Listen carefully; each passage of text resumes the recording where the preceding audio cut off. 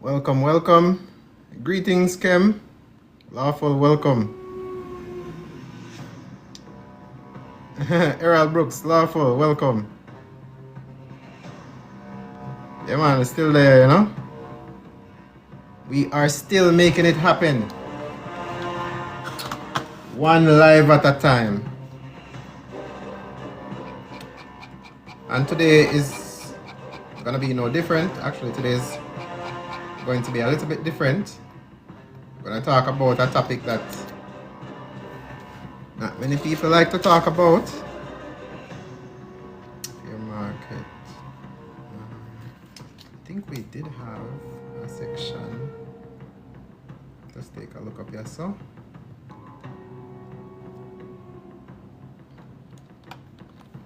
Don't see it.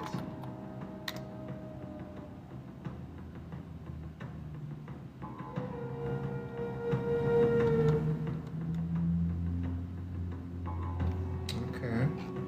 So what section is this? Okay.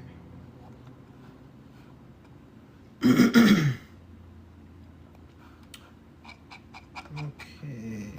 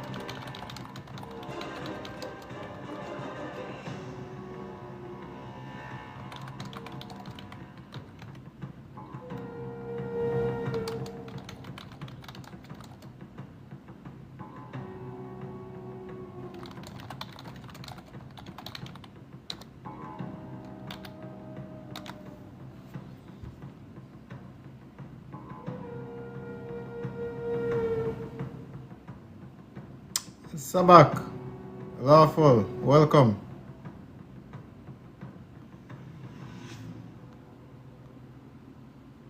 We are going to get started shortly. I know people are trickling in, and I'm just cleaning up a few things in the draft, and then we're going to get started. There were some suggestions from last time that are incorporated. Some of them, not everything.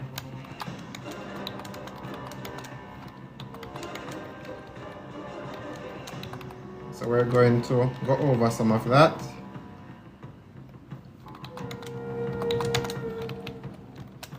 And today we're going to go on a little bit of a tangent on a teaching spree.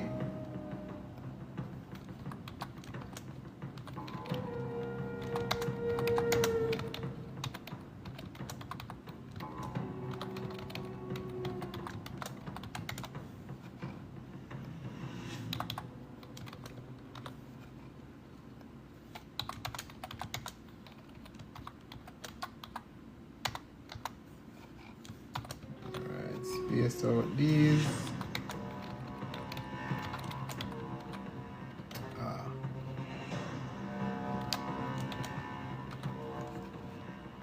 almost messed up the whole thing.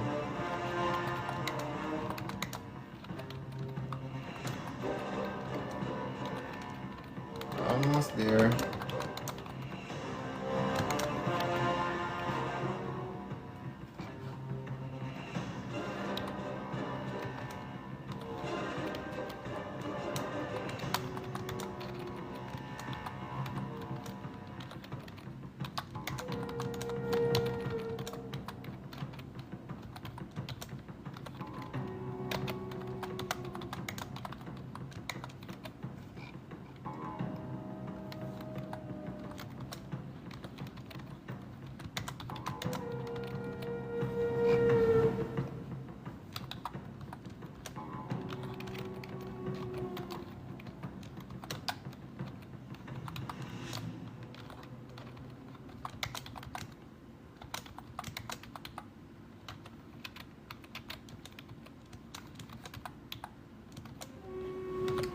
Please share the live. TikTok police, welcome. Lawful. Options. Lawful evening. Hope everybody is doing well. Give me a little minute. Gonna get started.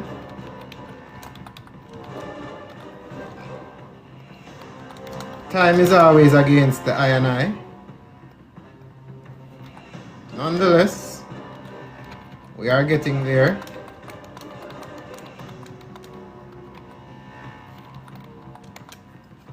We are getting there. Alright, we can pretty up this a little bit later. Just gonna add these last sections. Which one we left off? We left off at 49. 304.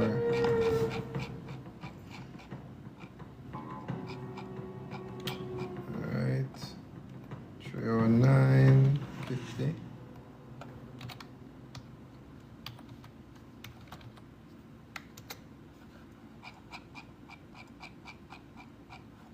I have 314.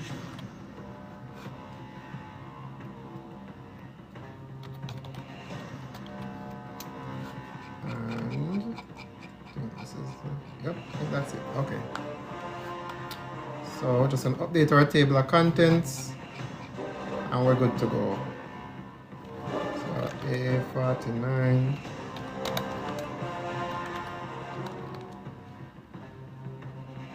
So 51. Yeah.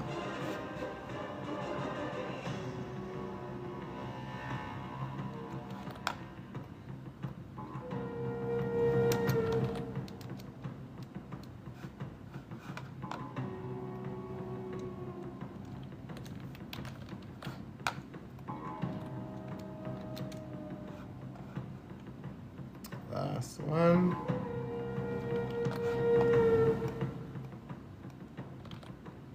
Okay. So 50, 51. This was 304, 309, and 314.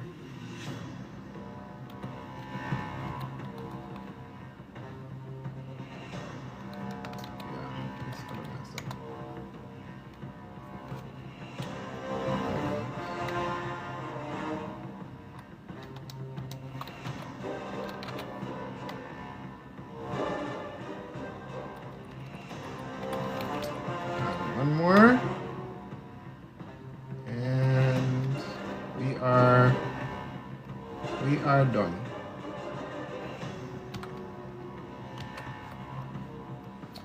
So let's save our draft and get started.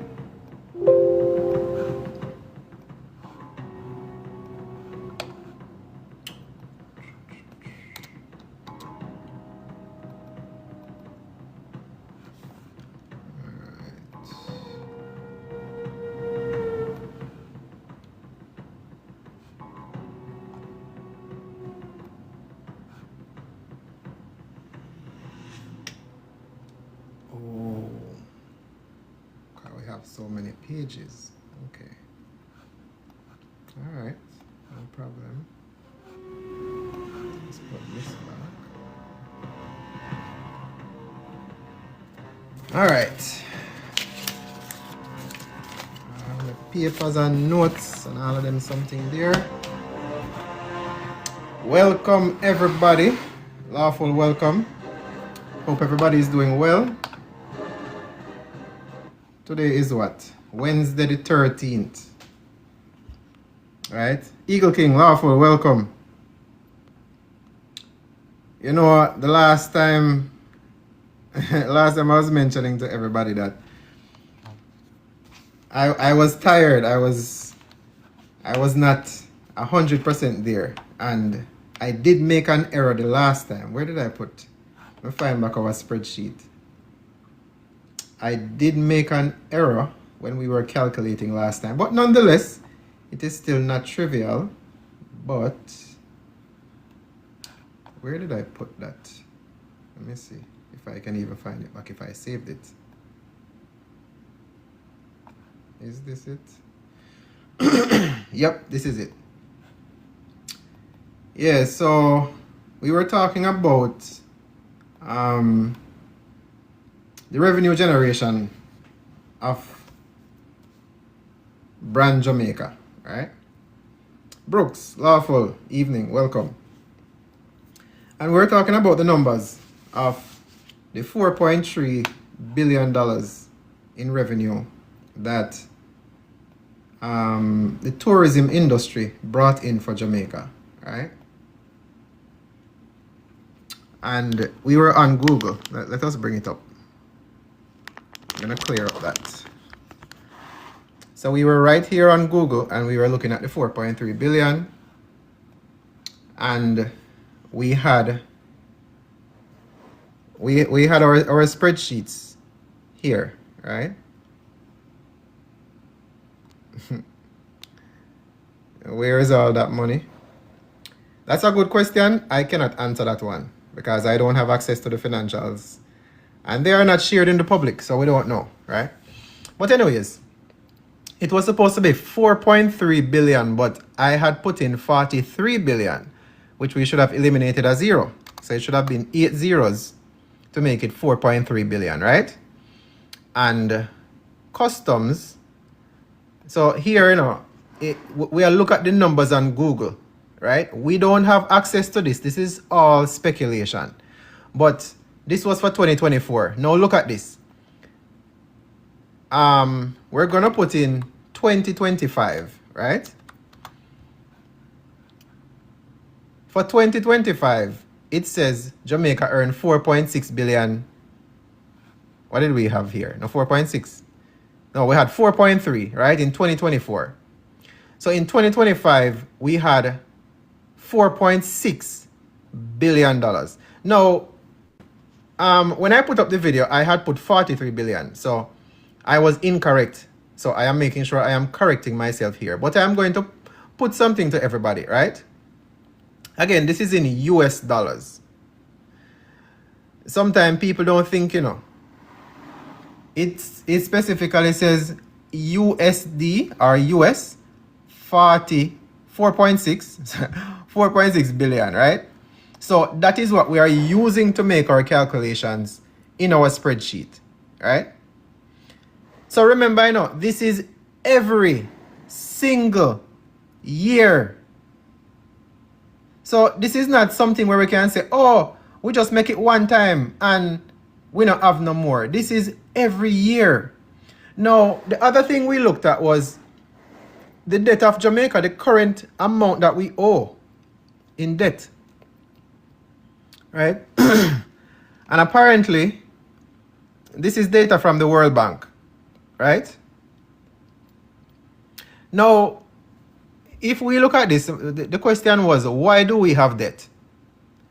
If Jamaica's national debt is 10 billion US dollars and we make between 4.2 and 4.6 billion, right? If we're making this every single year, then how is it that we still have a national debt of 10 billion? It don't make any sense because this is just one industry. One industry that.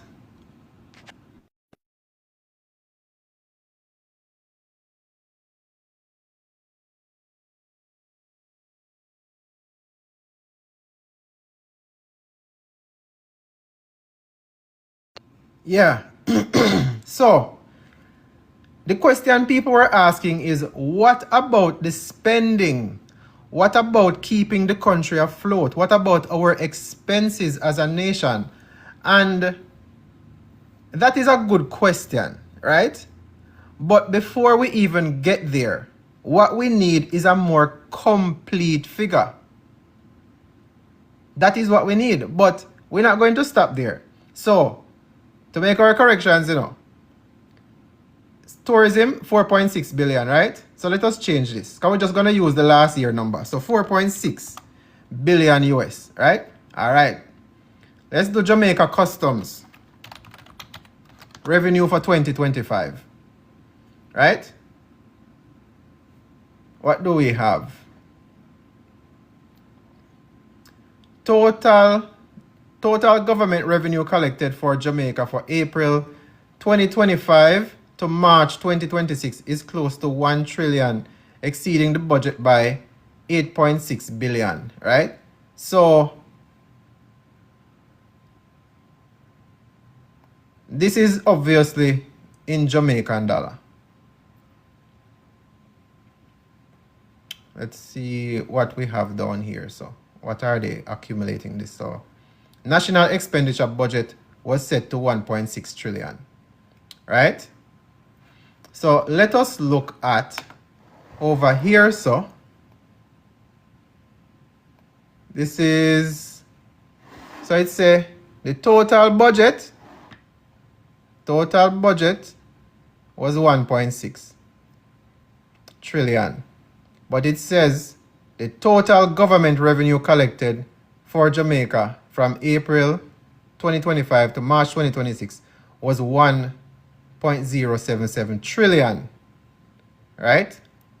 So this is in Jamaican dollars. So let us put that in our spreadsheet. So we have 1.077, and we're gonna have 1, 2, 3, 4, 5, 6, 7. So no, it would be six zeros, right? 1 trillion, right? So that would work out too when we use the exchange rate of $156 per US.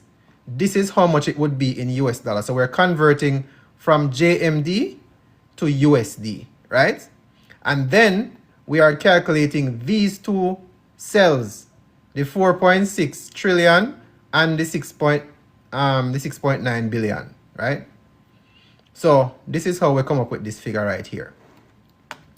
So this is just from these two industries.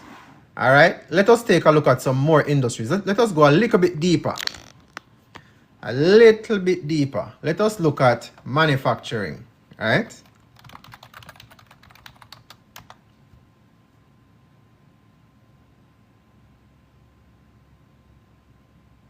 So we have 81 billion per year manufacturing output in 2025. Right? So let's put that in. See it have J next to it? 81 billion. So let us add some more cells. So we are going to insert some more cells. And we are going to do B10 to B13. We're just going to look up 4. B10 to B13, right? So manufacturing, this was 81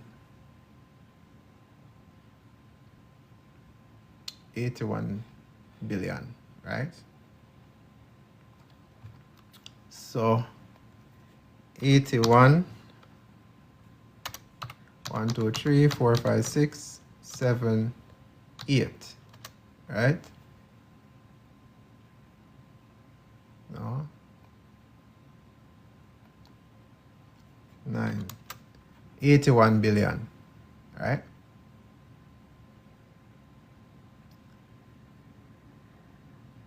It's a million. It's a billion. Let me make sure we have enough, the zeros them right, you know. This look like a trillion with there. So, all right. I think we have the zeros them right. $81 billion. A billion is 9 zeros, right? So 81 billion. All right. So how much is this in USD? Let me see if we can bring up the formula. In USD, that's 519 million. All right? All right.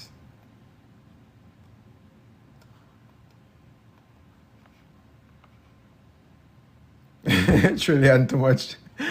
What other sector we have? We have manufacturing already. We have customs. We have tourism. What else we have? We have traffic tickets.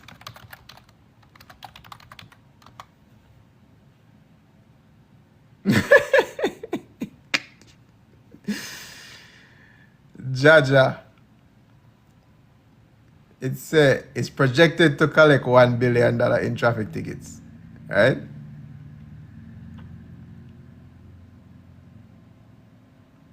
It says, in addition to this, the Island Traffic Authority generated 13.68 billion in revenue between April 2025 and March 2026. Right? So let us put in. So this would have been what? 1 billion a ticket and 13, so 14.68 billion. Right? So 14.68, 1, 2, 3, 4, 5, 6, 7. 14.68 billion, right?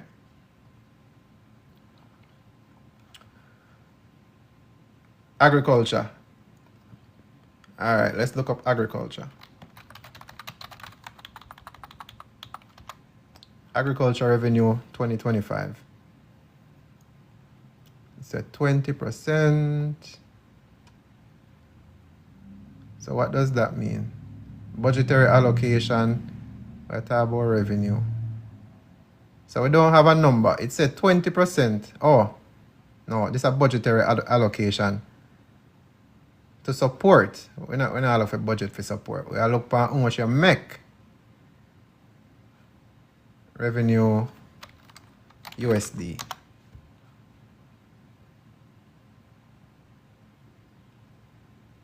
$27 billion. Right? See, it's equivalent to 170 to 180 million USD. So, let's insert, what was this? This is traffic ITA. Right? Let's insert another column, another row, and this is agriculture. And that's 170. 1, 2, 3, 4, 5, 6. 170 million. Right? And if you want to break that down, we can do that as well. Equals sum at B13 times 150, how much? 156. Yeah, so we're actually calculating correct. So this would be 26 billion Jamaican dollar, right? Listen, we're talking about revenue. We're a business where it come from. Because remember now, we're going to calculate all of the expenses that we can find, right? So far, we have 5 trillion. 5.3 trillion USD, right? From these 5 industries. So this again, it doesn't matter which way we slice it. This is a yearly thing. So we have 10 billion in debt. And in 1 year, from these 5 industries, we already reached half of that. Right? Mining. Let us see. Mining.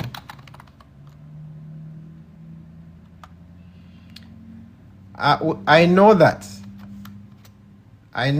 not all of the revenue is going to go towards just sitting there, right? It's not going to go towards national debt.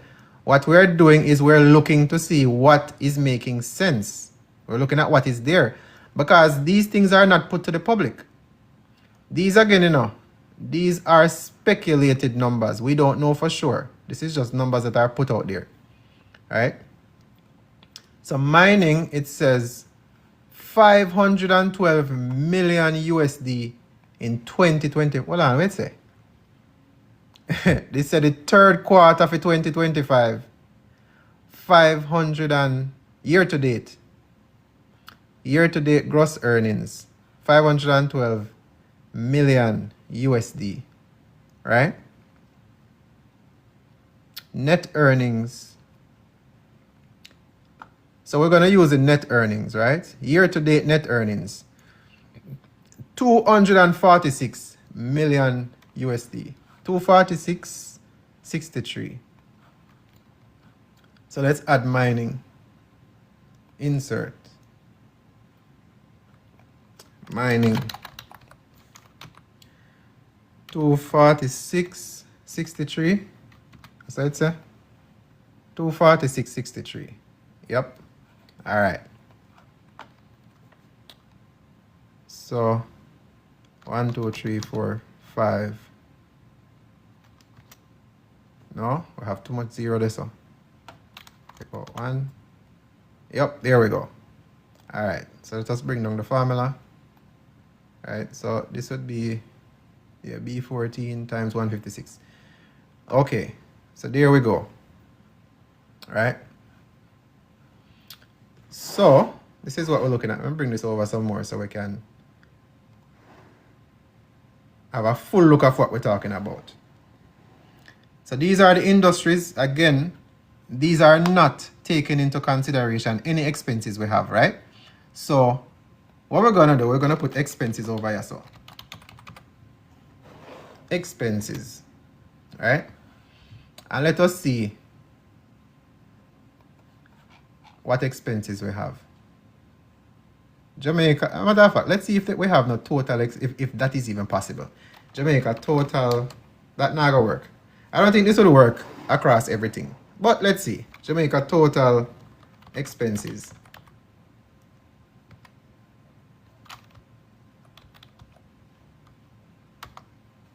I don't think that would work. Total spending on merchandise imports. No. That not gonna work, so. So total net revenue.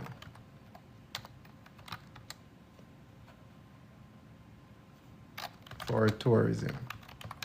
Let us take a look at that. All right, so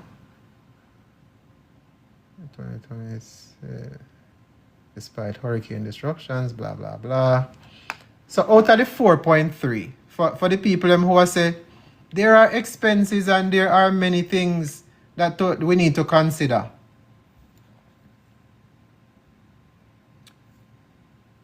Again, this is speculation, we don't have the numbers. So we can't say this is the actual thing. But really, if you think about it, how much expenses can we really have to account for 4.6 billion, right? Even if we have to spend $1 billion on expenses or 1.5. But it says the revenue, despite the hurricane-related disruptions for 2025, was 3.8 billion. So if we want to put this as a net figure, right, we can even do that. Change this to 3.838. Right? The rest of these were net figures.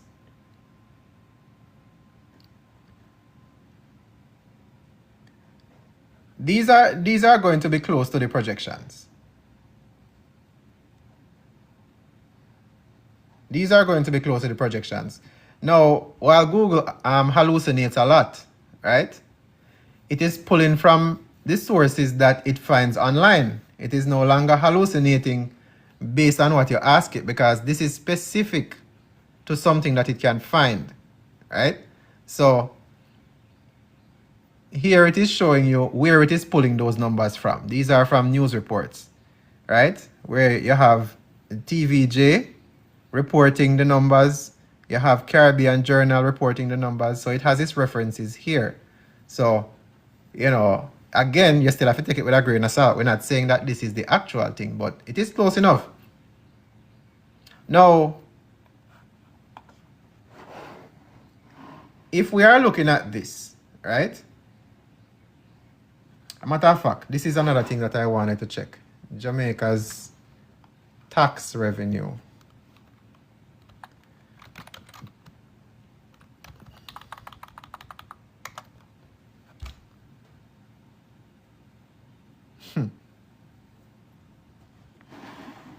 Jamaica's tax revenue. Between 949 to 1 trillion. 949 billion to 1.1 trillion. That is the projected tax revenue. Now remember, you know, tax, you don't have to work for, you know. People just come pay. People literally just pay them taxes. Taxes are drawn out of when you go buy things. Taxes are drawn out of your pay. But people have business. If you want to register next year, you have to pay your taxes down.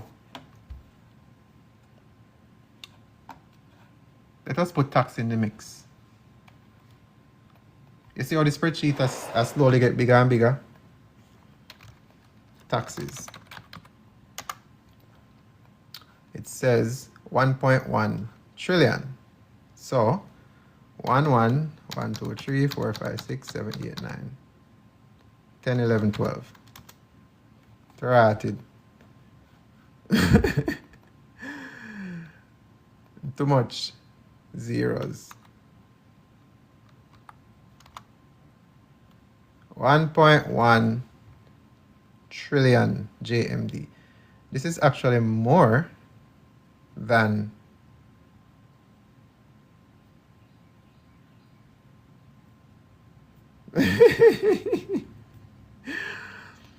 no.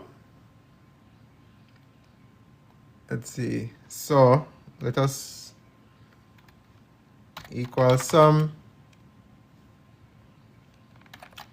We're gonna do C12 times 156. That's the rate we are use, right? Go there.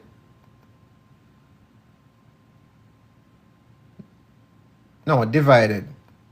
That couldn't write. Divided. All right. Look at that.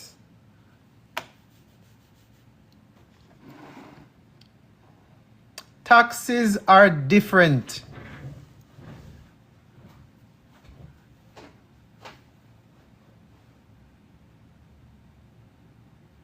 Remember, you know, all right, look on the airport. Are we considering that, given that the government allow a country, a company to actually run the airport, are we considering that the government is taxing them, or that the government is getting revenue from that, plus taxing their profits? Right? When we talk about tourism, are we talking about taxes, or are we talking about fees that are being charged, you know, in addition to, you know, whatever else is going on? So it is actually different. So taxes would be local taxes that are, you know, covered within the nation itself.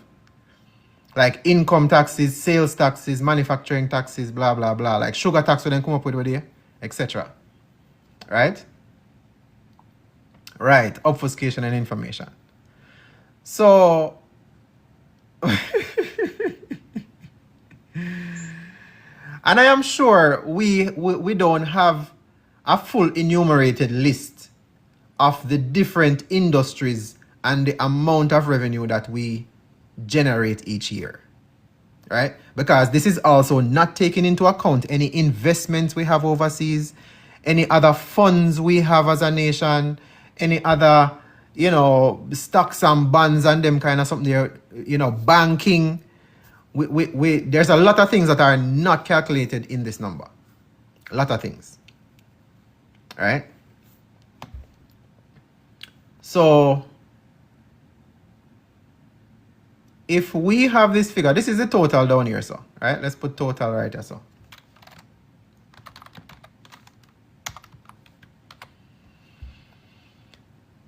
So, if this, let us see where it's calculated from. So, B10 to B16, okay. This one is C10 to C16, right? 369. So we have 1 trillion over here, so, and we have 11 billion over here, so.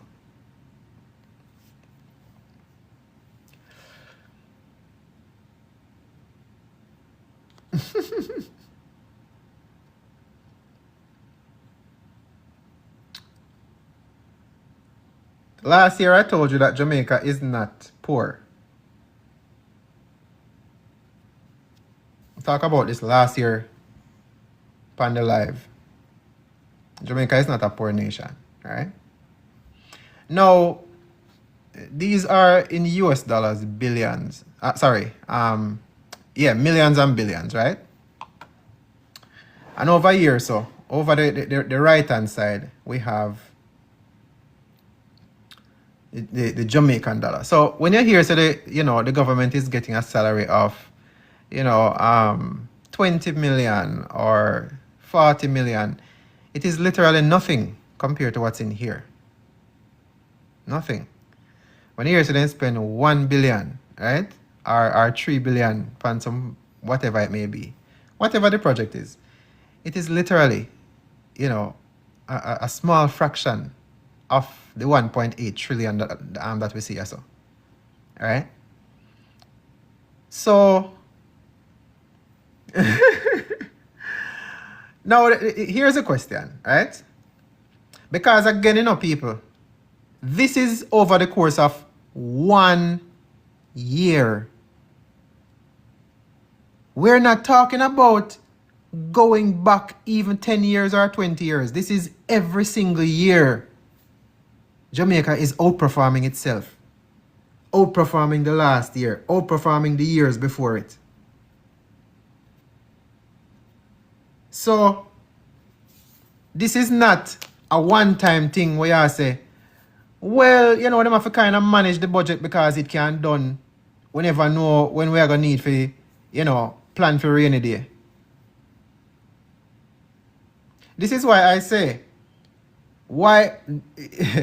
if we are supposed to look into what is called the consolidated fund, which is the aggregate, the culmination of different accounts and different, bunch of accounts over here and there and everywhere, I think everybody would be shocked. Everybody would be shocked.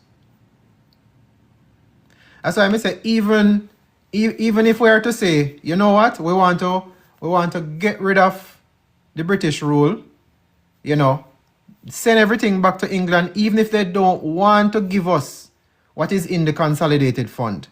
Even if they don't want to say, okay, you know what, we are going to take half of the fund because of, what we lose as a government and this and that, whatever. Even if they do that, or even if they take everything, We are literally like nothing can phase the amount of prosperity what we already have. This is yearly, people. This is not something where it come and go. And guess what? You see, even with all of this, we still can do better. Because right now, we are importing more than we are exporting unnecessarily.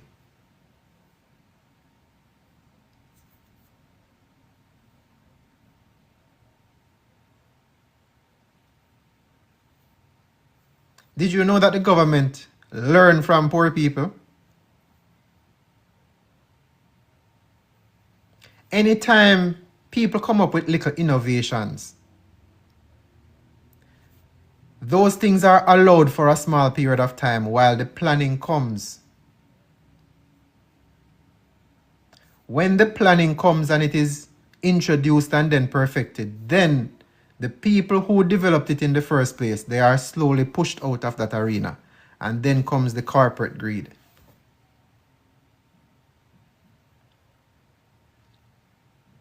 Exactly. The government is not supposed to be engaged in commerce. The government should be a regulator. How can the government be making a profit from a system that it is regulating? That is not, by any measure, it is going to be ethically uneasy when you look at it from an economic perspective, especially as a native. So when we look at these numbers and we are say Jamaica I make 11 billion US dollar a year, and when we look at the national debt, we have 10 billion US dollar in debt. It don't make no sense. So again, I am not showing you anything where you can't go up on Google or find. This is public information, and I am sure this is being conservative. This is not overstating anything. Even if, let's go back to the numbers. Even if we have expenses for half of this, let's say our expenses are 5.9.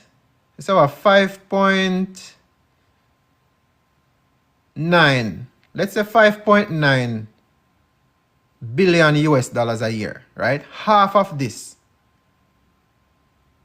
Even if we were to say that, which it is unfathomable to say that we are spending that much. But let's say we still have 5.9 billion US dollars in reserve every single year. So let us calculate that. Even if we say 10 years, 6 billion times 10, $60 billion. Just 10 years, you know. In just 10 years, we would have 60 billion US dollar. Just sit down there.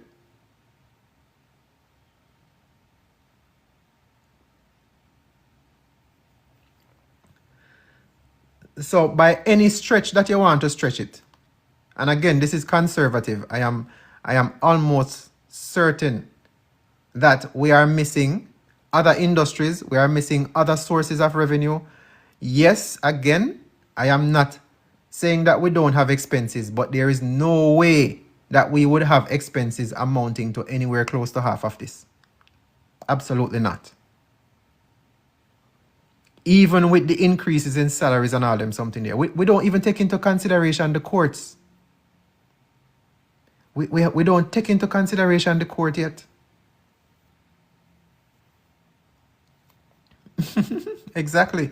We're not taking into consideration all the contractual agreements that are signed so that certain industries and corporations can bring their corporations to Jamaica.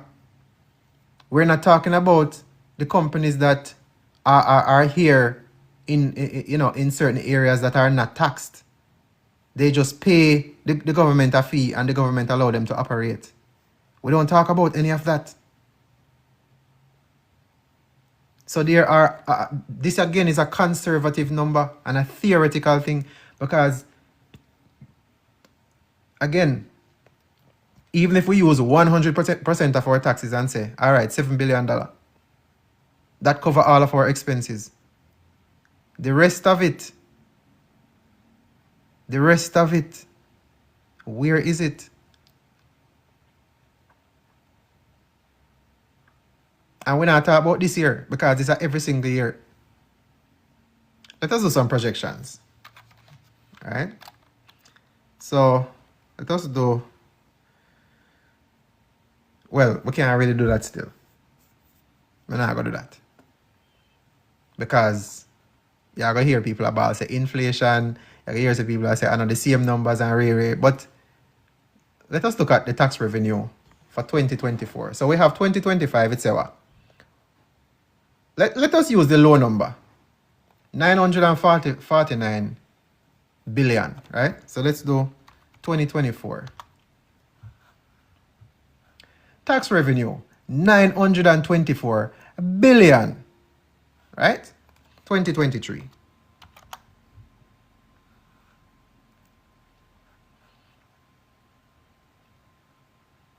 $800 billion.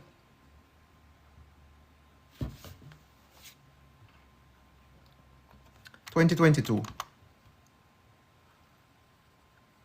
763 billion. 2021.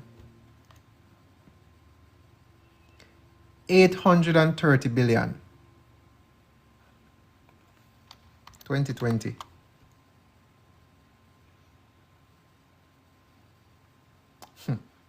US 3.6 billion, roughly $506 billion.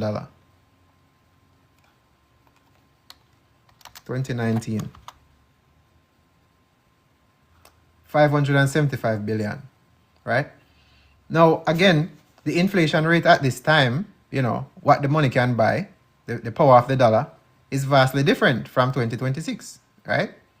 So these numbers that we're seeing, even if we still use in today's calculation, the value of what this is, right? This is literally, we're thinking like it's half of what they would possibly be making today. Somewhere close to half, right? At that time, I get $15,000 for minimum wage, right? At that time, things were much cheaper, so the value of the dollar was pretty much at the same rate. But even if we want to disregard that, and we look at even the expenses at this time, it is going to go down as well. Because at that time, the politician now make no $30 million a year. Right? We now buy buses back in these times, so we are saving even more. So even if we go back and we go look at the numbers from all these years, going back just 10 years, I am sure we have quite a considerable sum in our consolidated fund. Unless they find that they have some way of getting it out, whatever it may be. But Jamaica is not poor. Jamaica is not a poor country by any stretch of it. The increases in taxes and the increases in food prices and them something there, I cannot see where that is coming from. That is strictly from a banking perspective. I cannot see where the nation needs to do that or the government needs to do that. None at all. I mean, hey, if they actually showed us the numbers, we could see why those decisions are made. But what? They not show us nothing. We don't see no live data. We have to go to external sources and go look up and see, what is reported. We don't have no direct access to any of the financial data within the government system. Nothing there. All right. So I just wanted to correct the calculation that we were doing last time so that you can see the actual numbers properly. And even though we made the correction, it still doesn't make any sense as far as why we have a national debt that we have not paid off. Now, some people are saying, debt is a good thing, right? If we paid off all the debt, that would mean that we don't have, we're going to cease to have a credit history, which is not true. Even if we paid off the debt, we can still acquire new debt at a future time, right? We can borrow, we can,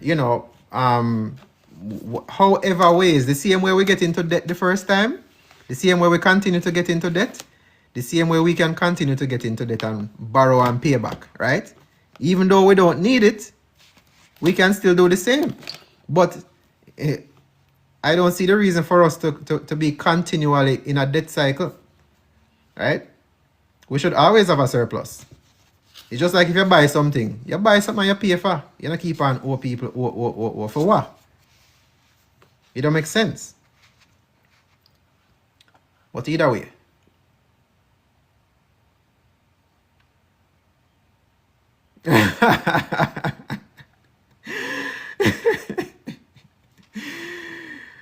La la, them can't talk or show the figures. The housekeeper will take the mace and beat them.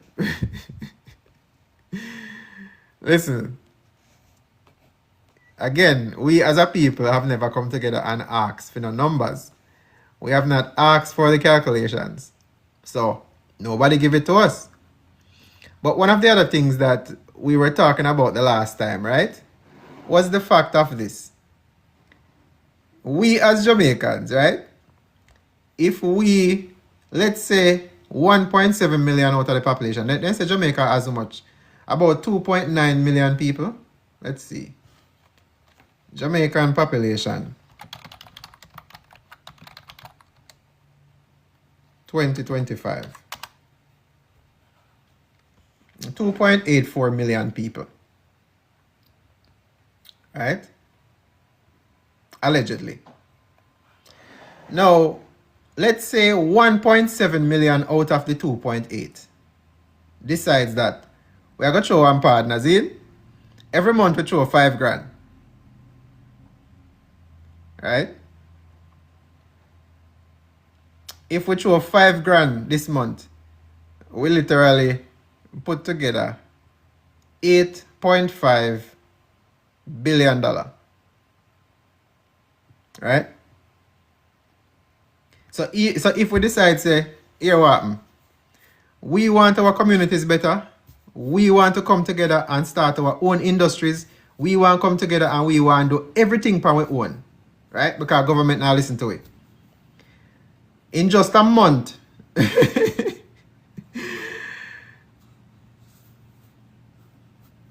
Did you hear say census complete? No, sir. In just a month, we can raise or we can put together $8.5 billion if we all put $5,000. Right? Just imagine we owned, let's say, the chicken industry. Let's say we own the chicken industry. Because them I filter the comments. I can't even unfilter them. Hold on.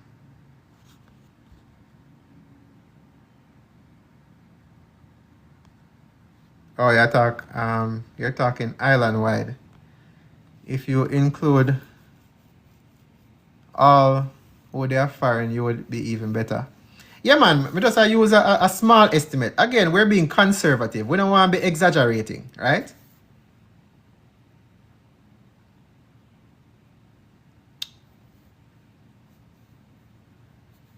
Good evening. What's about, if you don't mind me asking? We're talking about Jamaican financials.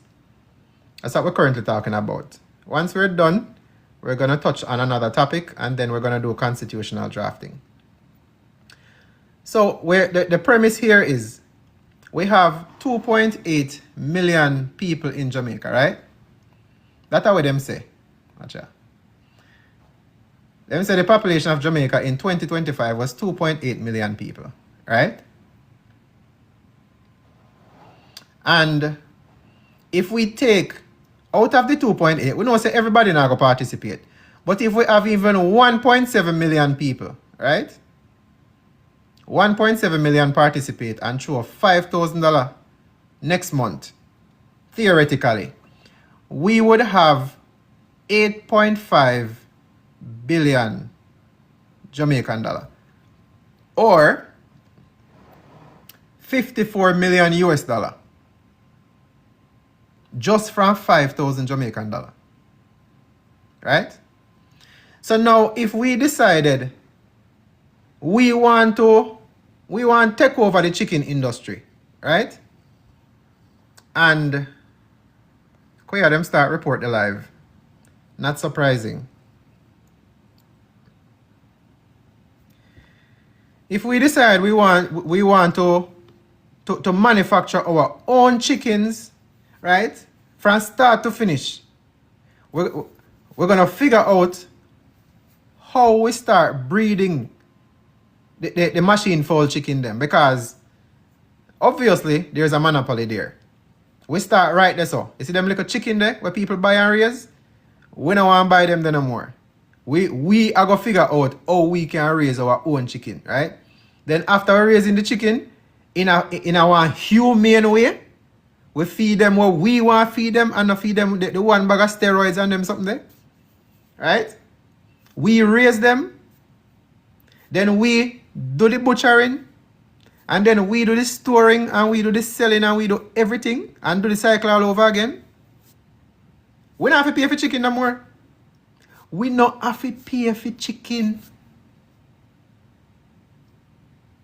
Case closed.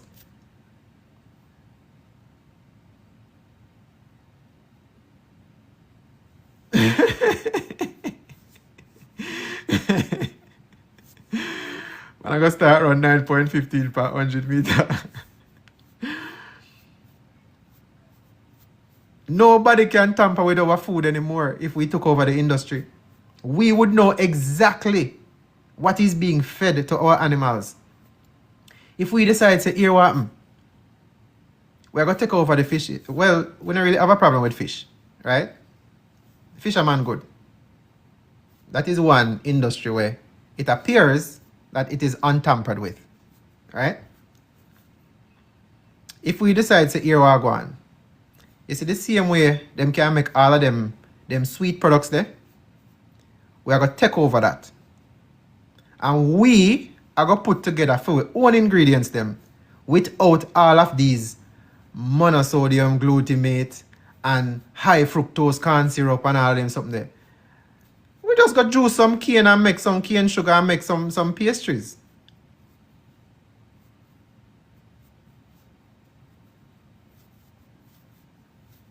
Right? Just from this $5,000 we're showing, you know, we create a perpetual industry. We can do this next month again and take over our next one. We can do that in agriculture. I talked about this before, and this is why we do constitutional drafting, you know, where we can explore some of these ideas. Look at agriculture. Enough time people are ball say food price too high. If we come together and say, here we go, let us fund agriculture and stop over farming. People simply get what they need when they need it. We start having farmers markets and stop having general market where people have all of this food, and when time it not sell, them have to dash it away. Because them not give it away. Lamar, you want to come up? All right. We can grow our own vegetables. Of course. Everything is purpose driven. Right now, we don't have any project. We don't have any goals as a nation.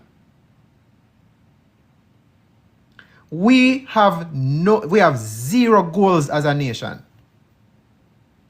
We're literally just consumers. We just get up, we go buy, we dash away, that's it. We get up again, we go buy, we dash away. We don't have no national goal. We don't have no goal as a people. We don't have no nation building goal.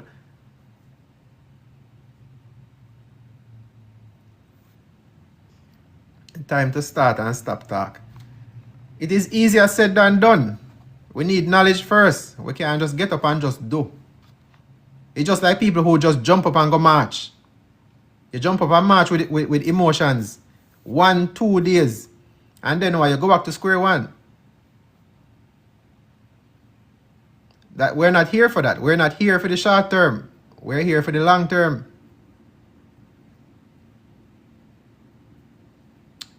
You see, in order for people to see, them have to see the benefit. People don't jump at ideas. People don't want to move with speculation. Right? We first have to gain the knowledge, and we have to put things in place that will secure us after we move. It's just like you're going into battle. You don't just run out with a machete. You want to have a shield. You want to have a plan. What if things don't go 100%? Right? You want to train. You get what I say? So, that is what we're doing over here. We are putting ideas together. We're looking at numbers. We're looking at different avenues. And then, when we're done, we have a constitution that is being drafted. Once the constitutional draft is done, then we move on to stage 2. So if you stay tuned, then you will see exactly what we're doing and why we are not jumping to say, let's do this and let's do that. See it? All right. So, I want to talk to you guys about another thing. The jacket situation at Jamaica. And recently, we included a section in our constitutional draft to allow for polygamy, right?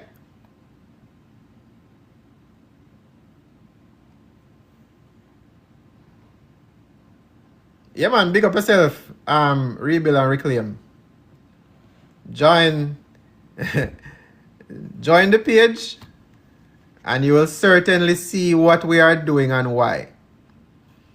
And stick around as well, because we're going to be getting into constitutional drafting in just a little bit. But I want to share this research with you guys, right? Yeah, man, big up yourself. I want to share this research study because I don't really touch on these topics much. I don't really make posts on these topics because you have too much speculation out there and people are always going to have an excuse for different things. If you notice, I always come with the research studies whenever I am making a point so that it is not opinion based. When we are talking based on opinions, it is unlimited. It is of no end. So I want to make sure I show you some of the sources so that if we're going to talk intelligently. See? So here is a study that was done. And I'm going to read a little bit from it for you so that you can hear why, number one, polygamy makes sense. And number two, why women need to really think about some of these things that they are doing in society, right? And this also goes back to some of the other, as you can say, cultures and other religions and why they do what they do.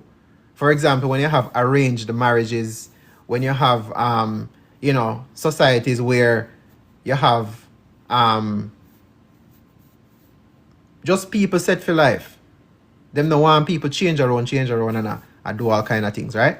But anyways, this study says pregnancy more likely with a lover Lovers more likely to get woman pregnant. British Psychological Society's annual conference in Brighton. Right? And this was published in 1994. You know what's funny? You see, after this get published in a 94, they defunded this group. But anyways, here what them have to say. Let us bring this up some more so one can see it too. An unfaithful woman is more likely to become pregnant by her lover than by her husband or regular partner because of a change in the type of orgasm she has, a study suggests. The pattern of orgasms experienced by female mammals during sex with a non-regular partner favors sperm retention, scientists said yesterday. In addition, during periods of infidelity, this change was hostile to sperm from the regular male partner. Speaking at the open day of the British Psychological Society annual conference in Brighton, Dr. Robin Baker of the School of Biological Sciences at Manchester University said that there was an evolutionary advantage to the phenomenon because it ensures a better genetic mix.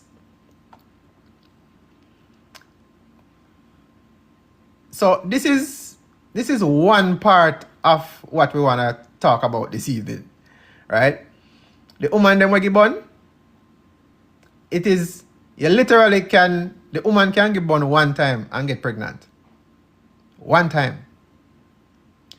Because the excitement that them get from a new partner, that is what is triggering her defenses to go down. It is not because the man is more compatible or the sperm cell is stronger or any of that. It is all based on primal genetics. So because the woman is more excited to meet somebody new and excited to, figure out what it's like to deal with somebody new, that is what is causing this infidelity to progress, if I put it that way. Again, this is not something that is speculated. This is scientific study. But let us go further and hear them have to say, right? Dr. Baker said that females always ejected some of their partner's sperm. On average, about 35% of sperm was ejected within 30 minutes of ejaculation, but the amount was dependent on the pattern of female orgasms. The female was endowed with considerable flexibility in their manipulation of inseminates. Organisms that climaxed at any time between 1 minute before the male ejaculated and up to 45 minutes after led to a high level of sperm retention. Right? So if the man, the new lover, excite the woman enough where she climaxed before him, up to 45 minutes later, led to a high level of sperm retention. So, so if the woman is satisfied and the man gets his satisfaction after, for the man, them we're both quick, I'm sorry for no. But anyways, up to 45 minutes later, it is a high chance that that woman is going to get pregnant just from that one encounter. Lack of orgasm or an orgasm more than 1 minute before the male ejaculated resulted in a low level of sperm retention. The life is restricted. The study also concluded that male masturbation was a strategy to increase the sperm fitness. Although it reduced the number of sperm inseminated during the next intercourse, it did not lead to a reduction in the number retained by the female. Right? So that is one part of it. Right? And again, this is not speculation. This is from research study. So they have literally paid people to do this so they can test the results. Okay? All right. Here is the corresponding research study. That one you have to go cock on the ears and listen. Revisiting telegony. Offspring inherit an acquired characteristic of their mother's previous mate. Listen what this research study said. Newly discovered non-genetic mechanisms break the link between genes and inheritance, thereby also raising the possibility that previous mating partners could influence traits in offspring shared by subsequent males that mate with the same female, called telegony. In the fly,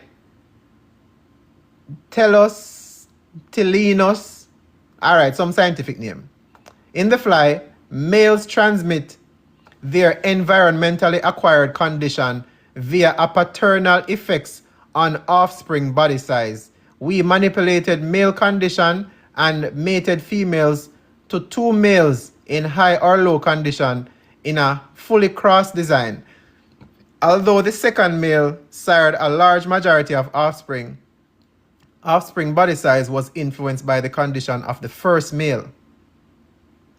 The effect was not observed when females were exposed to the first male without mating, implicating semen-mediated effects rather than female differential allocation based on pre-mating assessment of male quality. Our results reveal a novel type of transgenerational effect with potential implications for the evolution of reproductive strategies. What all of this mean? What does all of this mean? This means, for the ladies them out there who allow males who are not their serious partners or who they don't intend to have a long-term relationship with, if they allow the male to release their genetic material in there, it is a good chance that when you decide to have children, that child will exhibit some of the traits of those past partners. So sometimes you will hear people are complaining, say, boy, I don't know where this a pitney come from. This a pitney a bad. The pitney not like me, not like him father.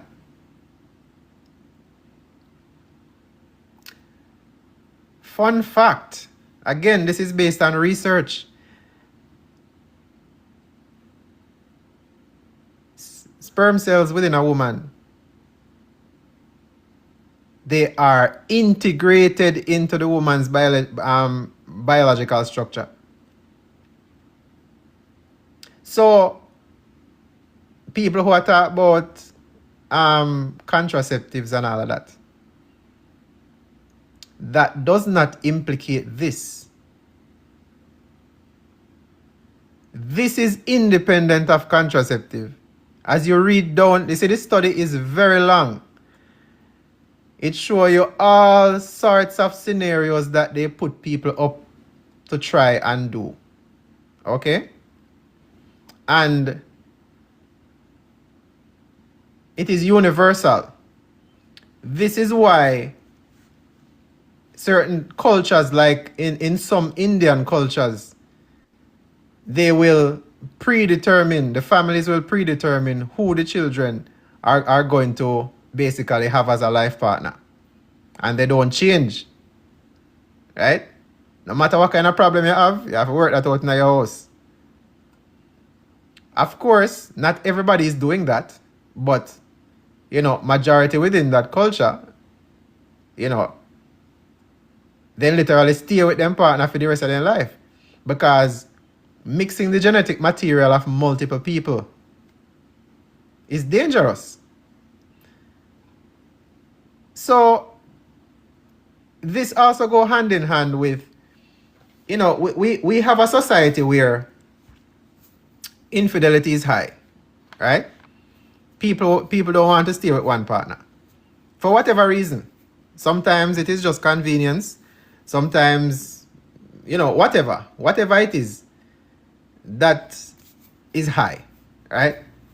So it is basically almost, I can call it natural, because it is not isolated. It is not something where you can say, all right, are just them kind of people, are just that kind of people. Literally, a majority, as we can see from the reports of jackets, right? Now, if we allow for polygamy, where people are publicly recognized as having that the partner are these two partners or these three partners or whatever the case may be, right? Whoever is in your household as a serious partner, I think it would certainly reduce this specific problem, right? This kind of research is often overlooked. It is not highlighted because imagine if people decide, say, all right, we're going to get rid of poverty and we are going to adhere to some kind of social standard, right? Now, again, everybody is not going to get along. But if we have a mindset of, okay, we want to create families instead of just everybody just run around, right? Yeah, it will take the fun out of those who want to go around and cheat and do all of that, right? But if we are to create a social standard, right, where people can separate themselves from the fun crowd, it would make things completely different, right? We would actually start having control over our societies and our future, because literally, you know, many times women are stuck with the child. Now for the man, them just want to have fun. And sometimes it is not to say everybody want to do that, but sometimes it is easy. Sometimes it is based on trauma. It is based on many different factors.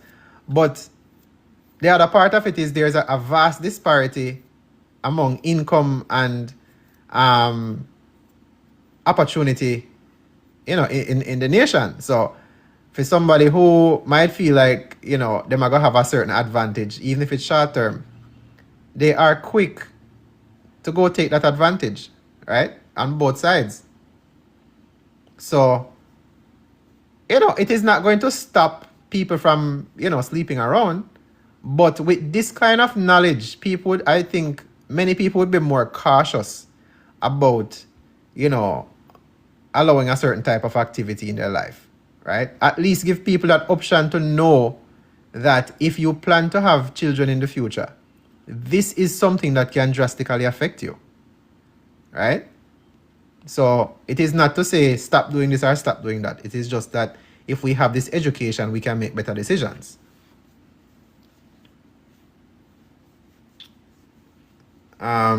Zoe said, and they will still find a way to mess that up. Humans are never satisfied. Well, that may be true, but we can't generalize everything, right? It's just like religion. Everybody's not going to believe the same thing. And whether you believe something or you don't believe anything, it is still a religion. It is still a belief. Believe that nothing exists or believe that something exists. It is still a belief. So I just wanted to share that bit of research with everybody because I don't think a lot of people know that this really happens. You just basically, ignorance is bliss. And you just run about and do whatever. So anyways, I think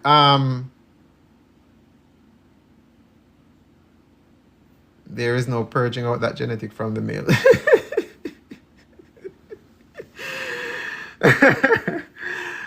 No, not that I have seen. Not that I have seen. I think it is, as I said, it is multi-generational. So not if you start it in your generation, is in the next generation that have to go fix. I don't see any indication of that being fixed in a current generation, right? If you run around and you know do whatever, you never have the knowledge, and you're kind of set for life still. As far as I've seen, I don't know. Let me say I don't know. I have never seen it, but I don't know. Detox, I don't think that's possible. For the number one factor is this: we are all genetically compatible. So we cannot detox ourselves and be safe. That is the problem. So if we're all genetically compatible, you know, the male cells are just gonna fuse with the female, and in some cases vice versa. You know, if we transfuse blood and all them something, in many cases it is going to be compatible and infused. You can't take that apart after it go together. So, yeah. Maybe the Lord help us. Hey, them say prayer do many things in us, but I'm not gonna tell nobody that still. If you believe in that, then hey, try it and see. But how would you even know? You will not know until you have a child. So, all right. So let us get to constitutional drafting. That was quite the deviation. So let us get to some more serious matters. So for those who are new, this is voiceofjamaica.com, as you can see here. And if you scroll down a little bit and you click on New Constitution, this is how we're going to get to our constitutional draft. You scroll down a little bit, and here we have the constitutional draft, and we also have the Declaration of Independence.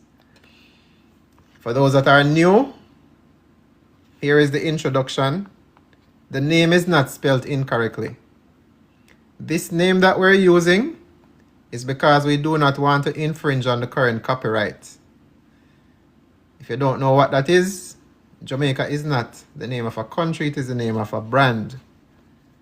So we do not want to infringe on that brand further. All right? So this is our table of contents. What exactly is constitutional drafting? What we're doing here is we are drafting the first constitution of Jamaica by the people. The current constitution that we're under does not actually work as a constitution. It is a constitutional framework because we never created a constitution in the first place. So it is like a placeholder. So what we are doing here is we're drafting the first constitution that is created by the people. And this constitution would be the entire body of law, right? So we would not want to have a legislative body of government. We would remove that power from the government and allow only a single body of law that is static, it's non-movable. So that way, everybody know what the law is, and it is not ever changing, right?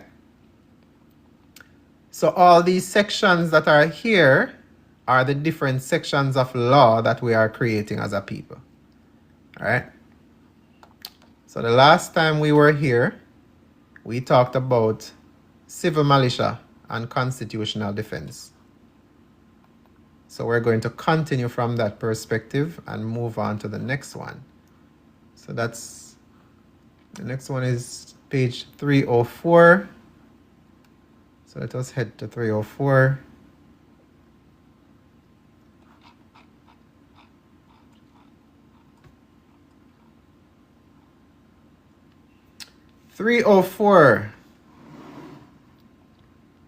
Office of Public Prosecution. Now this is a section that we did not previously have. It's a new addition and it is necessary, right? This is another arm of government that would be instituted specifically to prosecute criminal matters. So a national prosecutor body is established and shall be known as the Office of Public Prosecution. The OPP exists solely to prosecute criminal matters under this constitution and laws enacted under it. The purpose, the OPP shall review criminal referrals, initiate and conduct criminal prosecution, present evidence before the courts, and seek lawful accountability for proven violations. The OPP shall act only in the public interest of peace and safety of the people and under this constitution. Structure. The OPP shall consist of Attorney-in-Chief, Deputy Chief Attorney, Lead Case Management Attorney, Deputy Lead Case Management Attorney, prosecuting attorneys, and administrative officers. Additional internal positions may be established for organizational operation. Qualification. All prosecuting attorneys shall complete constitutional qualification requirements, demonstrate knowledge of criminal law and procedure, complete public certification.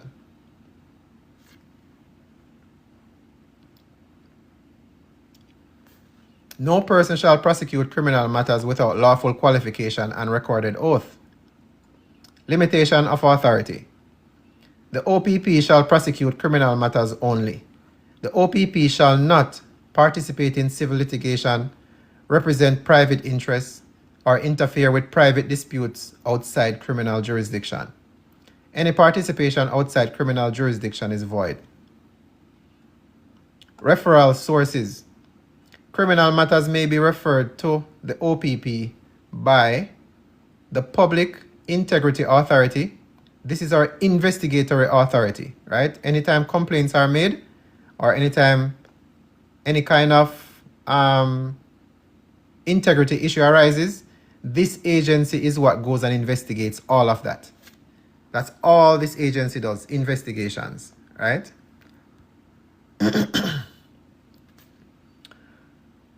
So criminal matters may be referred to the OPP by the PIA, which is the Public Integrity Authority, the Public Peace Service, the Road Regulation Force, the Customs Authority, and the courts, right? So these are where the OPP would get their referrals from.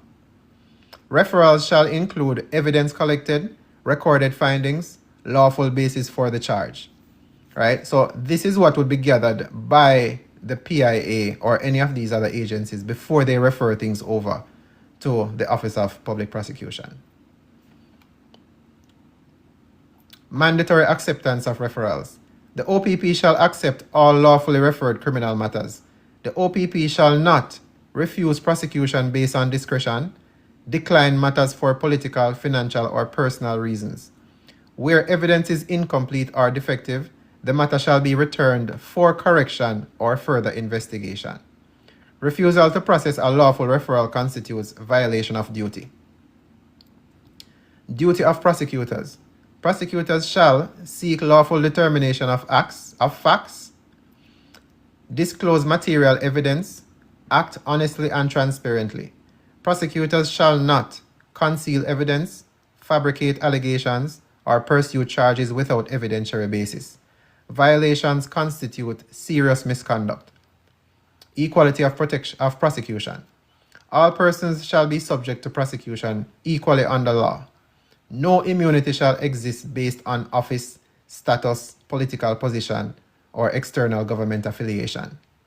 Internal rules.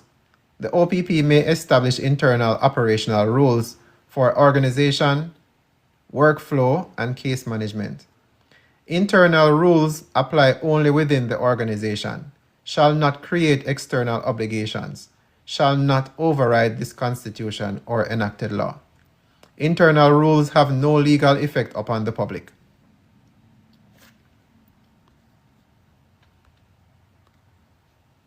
Okay, the comment them a filter out.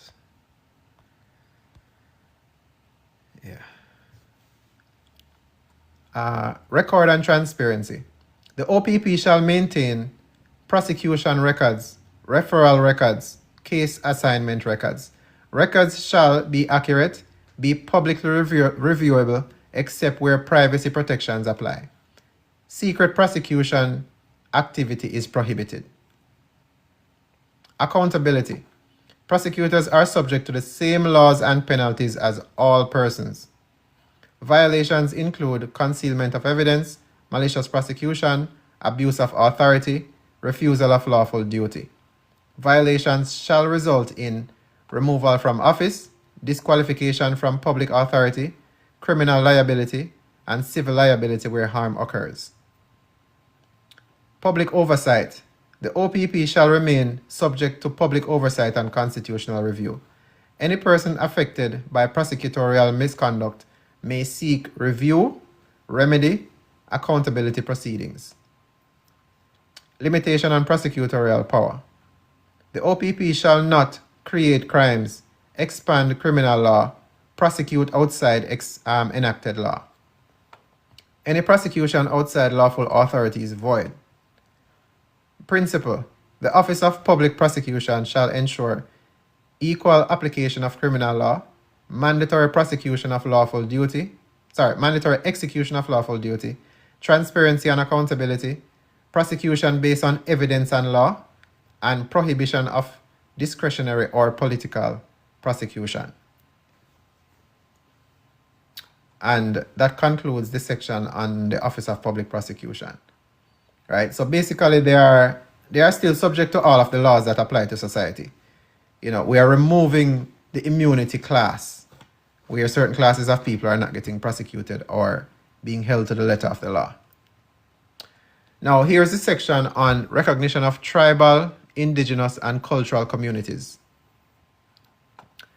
Recognition: tribal, indigenous, ancestral, and cultural communities are recognized as protected communities within Jamaica. Such communities retain the right to preserve culture, maintain traditions, protect language and heritage, organize internal community affairs consistent with this constitution. Constitutional supremacy: all communities, groups, and organizations remain subordinate to this constitution and laws enacted under it. No group shall exercise sovereignty independent of the constitution. Geographic limitation: tribal, indigenous, and cultural authority shall remain limited to their designated geographical boundaries. No group shall impose authority beyond its territorial limits, influence public governance outside lawful authority, or establish parallel national authority. Any attempt to exceed these limits is void. Community governance: recognized communities may establish internal councils, cultural governance structures, community safety systems. Such structures shall remain publicly identified, operate transparently, and comply with this constitution. Community enforcement bodies: a recognized community may establish a local safety or enforcement body for internal order and protection. Any such body remains subordinate to this constitution, possesses no independent sovereignty, shall not exercise authority outside community boundaries. Any action beyond territorial limits is unlawful and void. Superior constitutional authority: the Public Peace Service and Road Regulation Service and Jamaica Defense Force retain superior constitutional authority throughout Jamaica. Community enforcement bodies shall not obstruct lawful investigation, resist constitutional authority, or interfere with lawful public safety operations. Entry and investigation: constitutional authorities may enter community territories where criminal activity is reported, investigation is lawfully authorized, and public safety requires action. Entry shall remain peaceful where possible, be recorded, identify the lawful basis for entry. Arbitrary or abusive entry is prohibited. So, even though we would recognize, the tribes and the communities and so forth, right? There are limitations that have to be in place. Because if you're going to have, for example, nation building, right? And you have national law enforcement, national peacekeeping, national social structures, and so forth. Tribes are typically isolated. They want to practice and do what they want within their space, which is fine. But, for example, if a criminal element escapes to one of these communities, right, then you cannot protect or harbor a criminal. That is going to be grounds for the security forces to enter, such a community and conduct an investigation. Harboring criminal activity: no community or organization shall harbor criminals, conceal unlawful conduct, coordinate with criminal groups, obstruct lawful investigation. Proven violation shall result in criminal liability, dissolution of unlawful structures, and loss of recognized status where systemic abuse is proven. Right? So if we have a community, a group, a tribe, an organization that is, found to be involved in any kind of criminal element, then now they risk, being held criminally liable as well for harboring or supporting any kind of criminal element. Rights of community members. Members of recognized communities retain all constitutional rights. Now we're going to change this to constitutional protections or constitutionally recognized rights. No community authority. Matter of fact, let's change that right now. This is page what? Page 311. Page 311.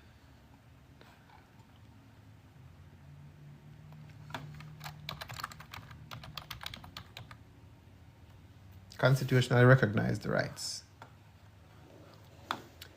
No community authority shall deprive members of constitutional protections, impose unlawful punishment, or restrict lawful movement or association. Prohibition of armed territorial control. No recognized community shall establish armed territorial dominance, maintain private armies, or create restricted sovereign zones. Any such conduct constitutes a high crime against constitutional order. Right? Again, this is a matter of safety for everybody. If your community is already being recognized, if your community is already, given the respect and the dignity that it is requesting, right? You are given your space to be left alone and so forth. You cannot start creating basically an armed militia, right?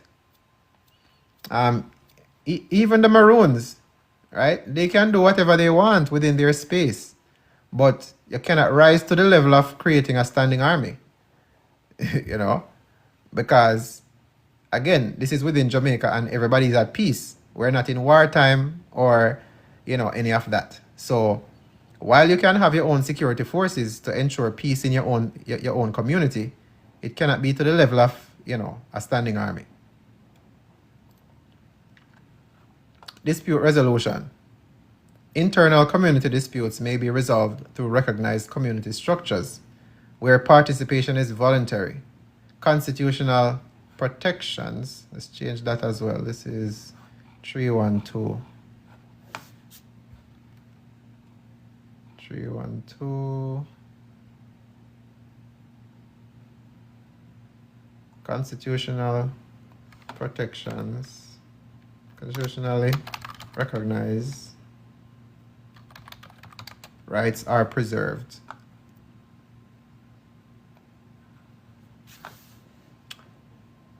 Criminal matters remain subject to national constitutional jurisdiction. Right? Again, we don't want to have an isolated part of the island. Right? If let's say for example, right, we have a community where some issue breaks out where it cannot be contained.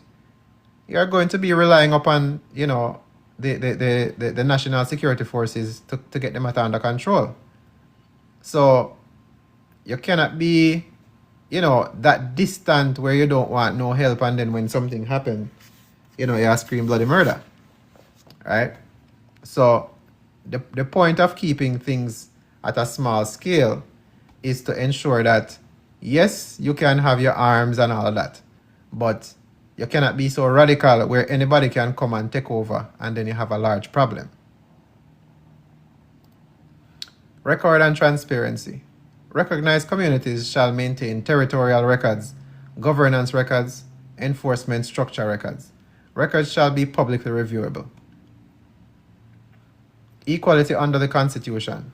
No community shall receive immunity from investigation, prosecution, or constitutional review. All persons and groups remain equal under law. And again, the principle here is recognition of tribal, indigenous, and cultural communities shall ensure preservation of heritage, constitutional unity, limited territorial authority, prohibition of parallel sovereignty, and accountability under one constitutional order. Now again, when we talk about parallel sovereignty, right, that just means that you cannot be an entire new government in Jamaica, right? You cannot have, unless we're going to separate an entire parish and say, okay, well, these groups are in this parish, right? But at the same time, if you're going to be integrated with the people, you can't have this little piece of land in the middle of a country and say, well, you are sovereign, right? It just don't, as a form of national security measure, it don't make any sense that way. Because now you make that area become vulnerable to all kind of elements. Because when we look at a community by itself, right, we have to also think about the fact that nobody's in there monitoring and doing whatever to ensure that it is not becoming radical, right? It is only going to be in the from the result of a complaint or some kind of negative thing coming out of that community that would call for national support, right? If a community isolates itself and wants to call itself sovereign, then any calamity that happens, then you can't just jump up on a call for help just because you can't handle your affairs anymore, right? So if everybody is under the same constitutional order, everybody is having the same rights, the same responsibilities and so forth, that is still where you can still do whatever you want in your community, as long as basically the only thing that can interfere with the affairs of a private community or a tribe is crime. That's literally it. As long as you're not involved in any kind of crime or no criminal elements exist where you are, you're pretty much separated anyways, right? So the whole point of these groups are you want to be left alone. And that is exactly what this does. It recognizes the tribe and your rights and your religion and your practices and so forth. But at the same time, when we talk about safety and integrity of everyone, we don't want people to be so secluded and then, if something happens, you don't have that protection that you would already have, if you are a part of the nation. Look at the Vatican in Italy, right? Fair market, local industry, and restricted business activity. This is another section that was suggested by someone from the public, right? Last time we were on the live. This article establishes an economic system focused on local development, national self-sufficiency, protection of local industry, fair market activity, and sustainable manufacturing and agriculture. Economic activity shall prioritize benefit to the people and communities of Jamaica. Protection of local industry. Local industries shall receive priority protection and support. No external corporation or foreign-controlled entity shall displace local industries, dominate local markets, or suppress local production through unfair competition. Any activity causing systemic harm to local enterprise is unlawful. So basically, we would stop all of these large corporations from coming in and pushing out those who are trying to, or those who have already an industry or a market within the nation, right? If it is something that we can do, why are we allowing outside forces to come in and do it? That's not nation building. Local production priority. Goods capable of reasonable production within Jamaica shall be produced locally where practicable. Priority sectors include food production, agriculture, manufacturing, construction materials, essential goods. Import dependence shall be reduced progressively where local capability exists. So if we can do it, we literally just have to do it, right? This is how we create jobs, not by importing, what we see are going foreign to Jamaica. Restriction on food imports. Importation of foods readily producible within Jamaica shall be restricted. Like, perfect example, you see banana getting imported. Come on. Why would we be importing banana in Jamaica? It just don't make any sense. Food imports shall be permitted only where local supply is insufficient, environmental conditions prevent adequate production, and emergency necessity exists. Determinations shall be publicly documented and reviewable. Exactly, water and ice. It just don't make sense. Promotion of exports. Export industries shall operate only where environmental sustainability is preserved, local communities benefit materially, natural resources are not exploited destructively. Exports causing long-term environmental or community harm are prohibited. I heard coconut water is imported too. They do in the cans. And then they put all kind of preservatives and other things in it. Foreign corporations. Foreign corporations may operate within Jamaica only under this constitution. Foreign corporations shall register publicly, maintain transparent operations, and comply with all labor and environmental standards. Workforce requirements. Foreign corporations shall maintain a workforce consistent of not less than 60% Jamaican workers. Workforce records shall be publicly reviewable, accurately maintained. False workforce reporting constitutes a violation of law. Right? So here we would protect our workers. Right? If we are allowing a foreign corporation to come in, then that means that you have to allow the local workforce to get some of those jobs, at least 60%. Right? Because at the end of the day, we are allowing you on our soil. So we should be able to control, the workforce of that market. The point again is nation building. This is not for you. This is not for just profits. It is not just about profits. It is about ensuring that we build the nation. People are benefiting from your presence here. Workforce records shall be, so we talk about that already. Fair wage requirement. Foreign corporations shall compensate Jamaican workers at wages comparable to equivalent positions and within the corporation's country of origin. Artificial wage suppression based on local economic disparity is prohibited. Violation of wage requirements shall result in restitution, penalties, and suspension of operating authority. So a lot of times we have corporations that have their headquarters in another place, in another country, and then they open a branch in Jamaica and they want to pay little to nothing to operate in Jamaica. That would be prohibited, right? You would still have to pay comparable wages to what it would be in your headquartered location. Limitation on foreign ownership. Strategic industries affecting food supply, water, energy, transportation, or communication shall remain under majority Jamaican ownership or constitutional control. Right?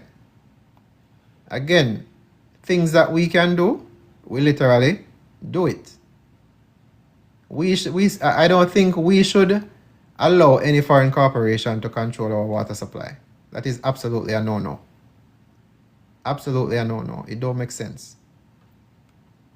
That is one industry I think we should have full 100% control over. Water, food, and energy. Manufacturing and resource use. Manufacturing shall prioritize local sourcing where practicable, minimize environmental harm, support long-term national development. Destructive extraction or exploitation of resource is prohibited.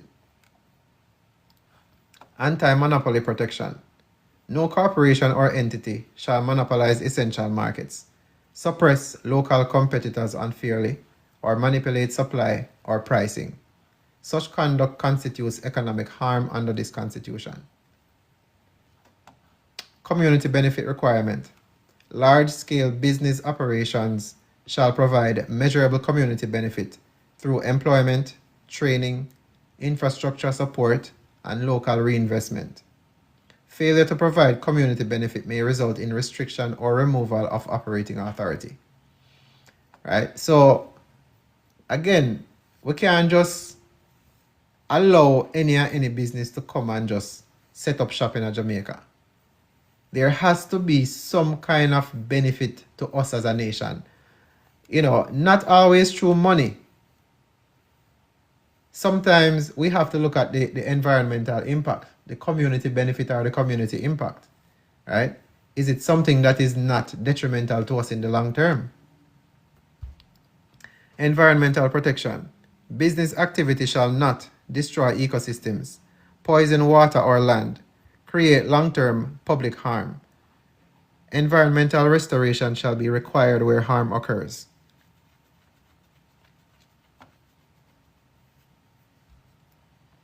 Restriction on speculative acquisition. Foreign entities shall not acquire land, resources, or businesses for speculative holding or artificial scarcity.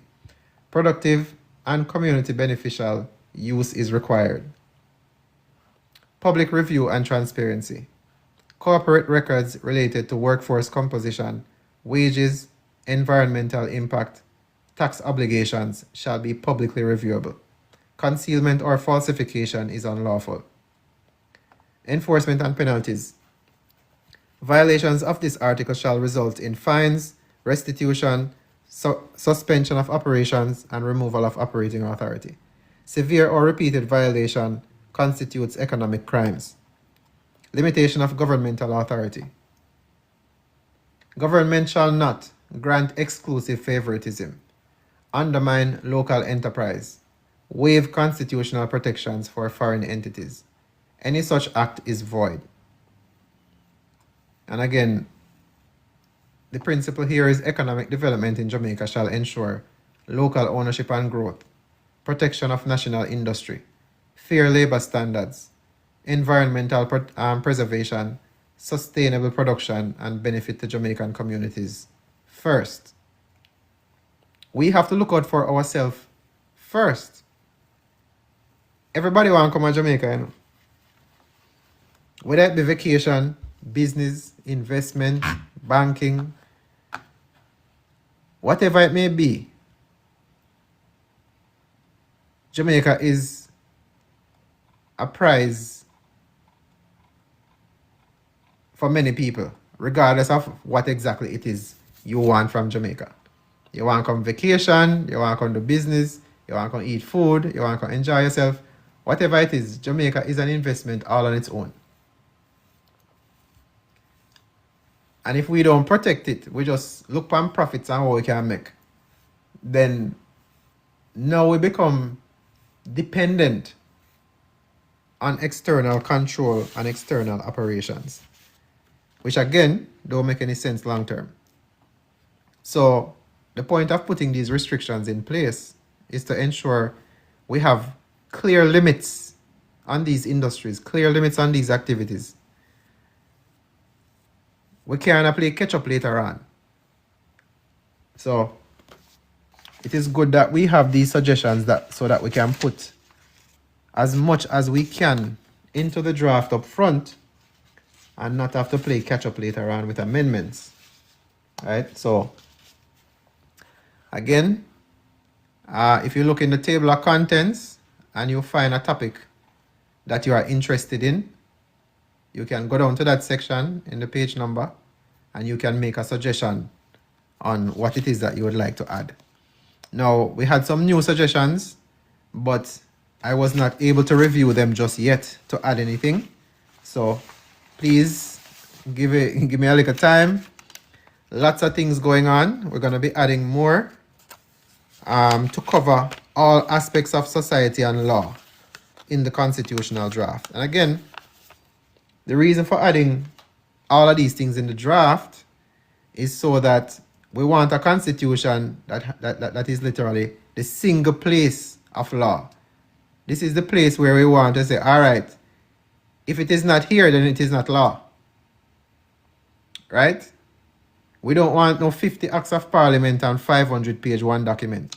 We want a single, clear, English, plain language written document that we can look at, we can learn from, the children in school can learn from, and they can say, yes, I know the law. I know exactly what the law requires of me. I know, how I can assert my rights and what my rights are, etc., etc., etc. So if you see a section or you see something that you'd like to add, feel free to go to voiceofjamaica.com, click on New Constitution, and here you can make a suggestion under where it says Constitutional Draft Suggestions. All right, just put your name or your alias, and you put in your suggestion right here. And that is how you contribute to the draft, or you can drop it in the comments while we are on live, and we will make notes. There should be an area where these things should be taught in schools, mandatory. You are correct, and it is already included. Let us take a look. We have an education section, Article 810, which is page 91. Let's take a look. 91. Education, right? And if we scroll down a little bit, we have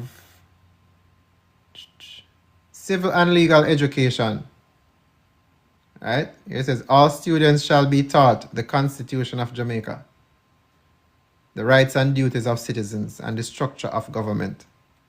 So yes, we definitely have that in there. This would be something that is ingrained in everybody from the beginning, from primary school all the way up to tertiary education, right? So everybody would be aware of the law. Everybody would be aware of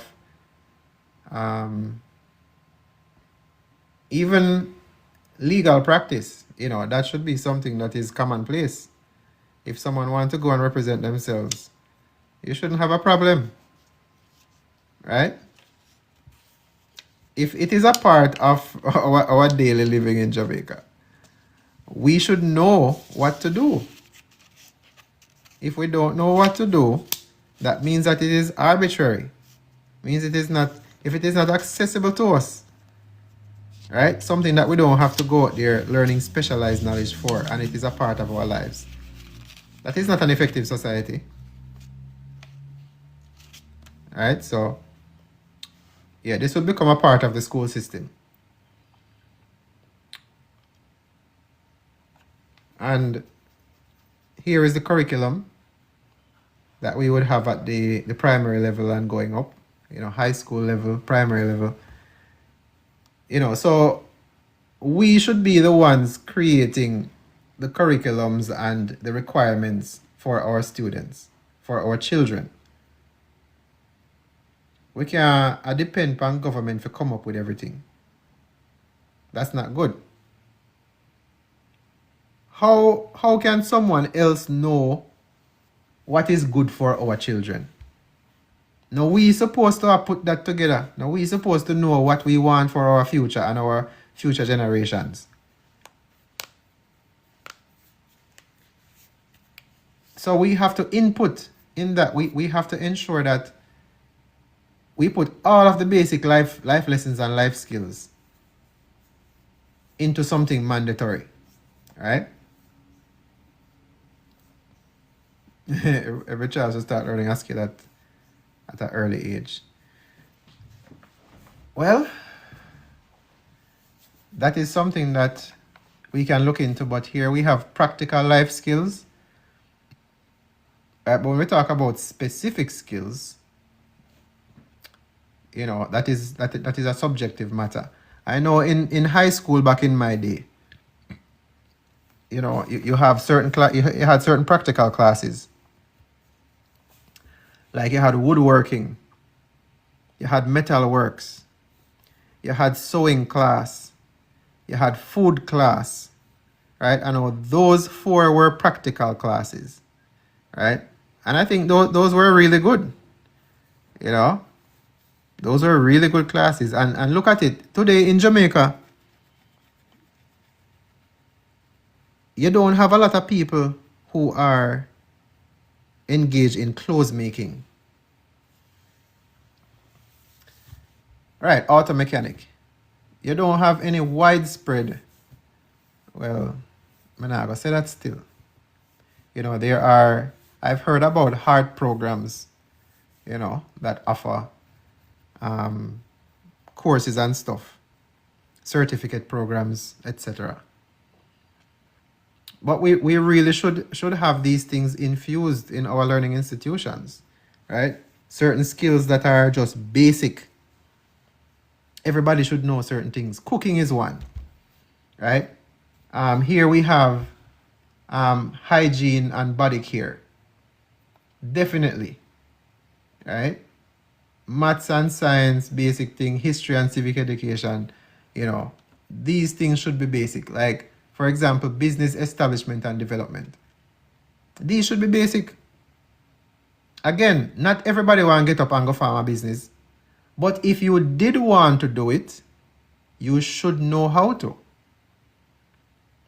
Because the knowledge alone doesn't start the business. It requires significant effort and sometimes financial resources, right?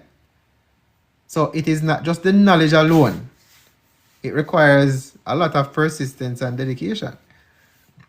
So these things are not by themselves, causing any competition to anything.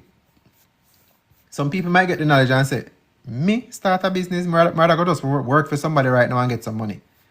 Me not invest in nothing, I put all of my money in one business and then next thing you know, the business get shut down or the business burned down or something.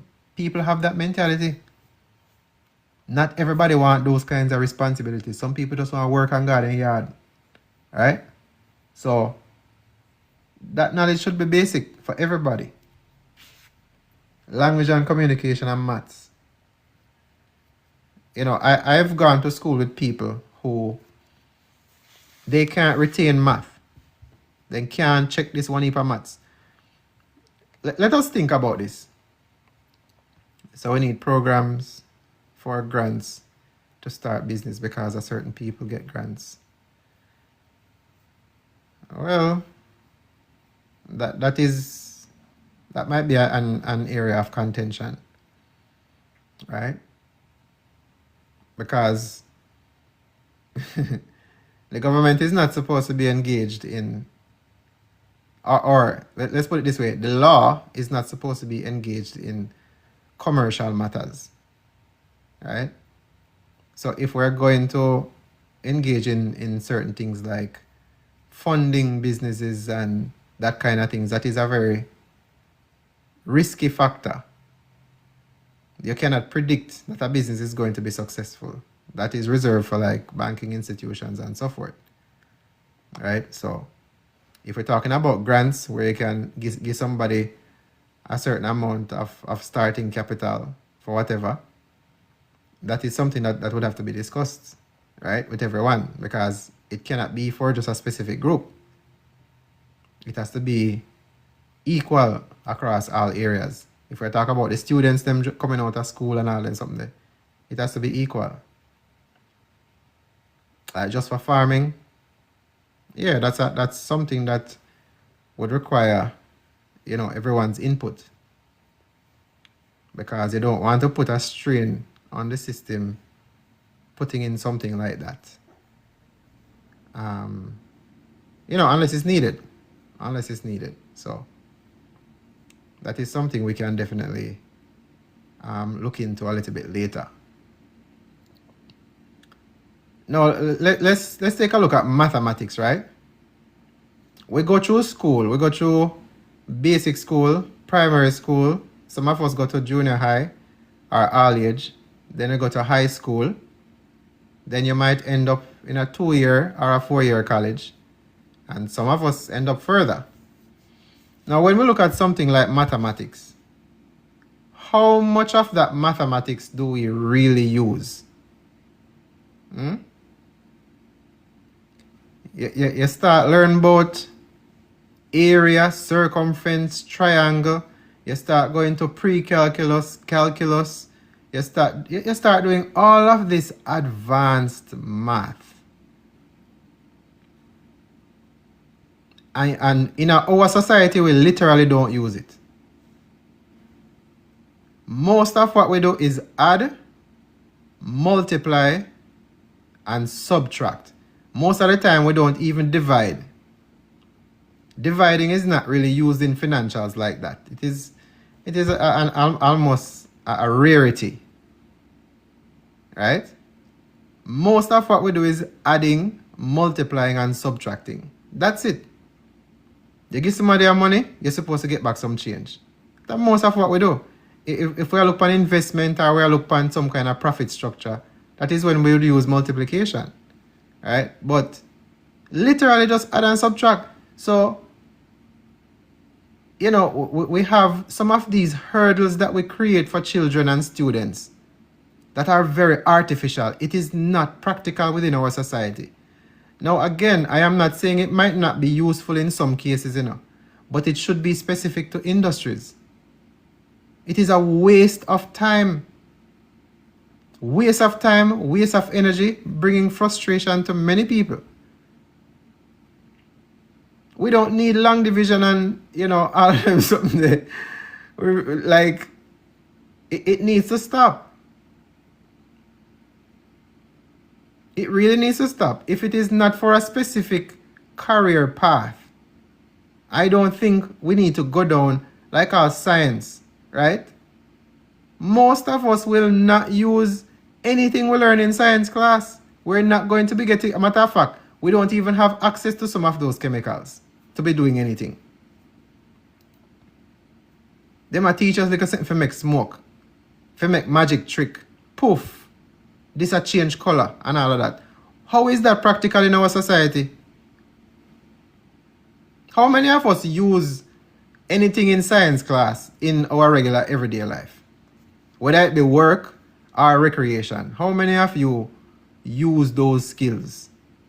How many of you use pre-calculus and calculus?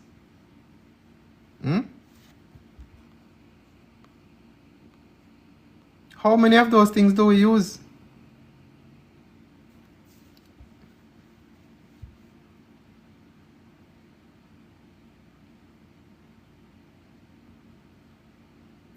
So this is one of the reasons why, you see, teachers, there are people who go to school to actually become teachers, right? You go learn to become a teacher, and you have no life skills. You have not gotten any experience in the field that you are teaching. So literally, you learn some theory, or somebody tell you something and you believe it, and you go back and you teach somebody else that belief. It needs to stop. We need people who have been working in their fields to come back and teach. That is how we build on top of knowledge. That is how we grow as a people. It is from actual experience that we grow, not from the theories, not from what seems practical, not from what could work. All right, let's look at it. Let us look at it from a different angle. If we talk about cooking, cooking is a direct science, you know. It's a 2 cups of flour, 2 eggs, this much sugar, this much salt, this much vanilla, this much, right? So you have exact amount of what you need to do, right? What you need to mix up to make something. If you're missing one ingredient, you're not going to make the thing where you think you make, right? That is not theory. That is a practical. You actually get the instruction and you're going to do something. Whereas something like long division, how many of us use that? You go to a supermarket and go do long division for safe than thief, yeah?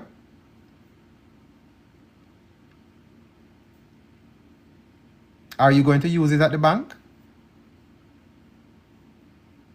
You going to use it at a gas station? So some of these things, we have to re-evaluate them and see how do they fit into our societal model. How does it make reality sense? And if it does not, we get rid of it. If it is needed for a career path, all right, look on it. If we keep basic math, right? Just addition, subtraction, division, multiplication. Just them basic there. That's it. When you now get to college or you get to some higher education institution, is it that hard to jump from basic math to pre-calculus? It is not. Because unlike ancient times, in today, everything is separated. You literally do not need much of what they would say is prerequisite knowledge to learn another body of math. It is literally completely separate. There is no connection. Because, you see, when you study history, especially ancient history, you start realizing that all of the sciences are supposed to be connected, but the bureaucracies have taken them apart. All of the sciences. For example, math is supposed to go with English. You're not supposed to learn how to read and write and not know math, right? If you can't read and write, you literally can't do maths. And then the math now start going into physics. That is how it's supposed to be connected, you know. You're supposed to have comprehension first of how to read, then your comprehension of how to write, and then comprehension of how to put things together like maths. Then you have the practical part of it, which is physics. Then you have the biological component. So from ground to the things that grow out of the ground, biological. And then you keep on going and all these sciences are supposed to connect to each other. But in today's world, no such thing. Everything is separate. You can literally just go to school for biology and you don't want nothing else. You can go to school and you can learn how to be a good mathematician. Good at calculating, good at projecting, good at all of them something there. Right? And you end up in the finance field or you end up in the weapons field or one of them in between. Everything is separate. So if we have these specialized fields, that is where the knowledge should stick. Not at the primary and high school levels. Because children who leave primary and high school, they don't need that kind of advanced knowledge. It don't make no sense. It's better if we teach them a trade. It is better if children learn a trade skill in high school rather than advanced math and science and all of them something there that they are not going to use. 100%. So anyways, this curriculum is what would replace what is currently in the schools, right?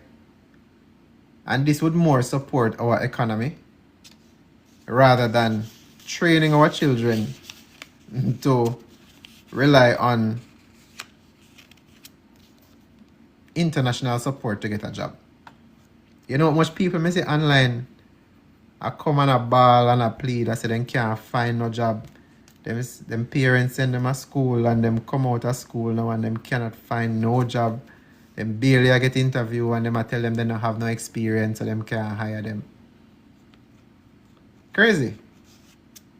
We should be hiring our own people.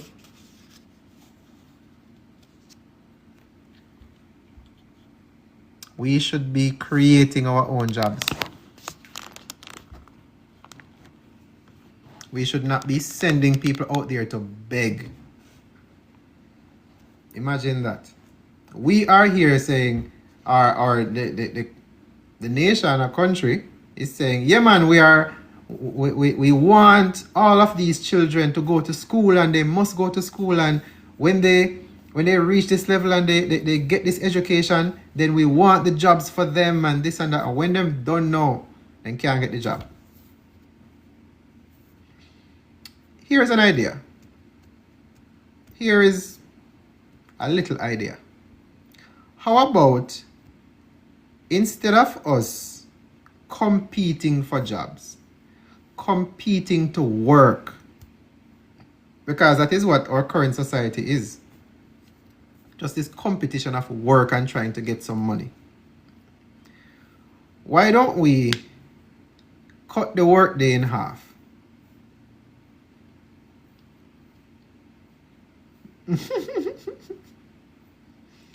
Why don't we cut the workday in half? So instead of people working from 9 to 5 or 8 to 4 or whatever,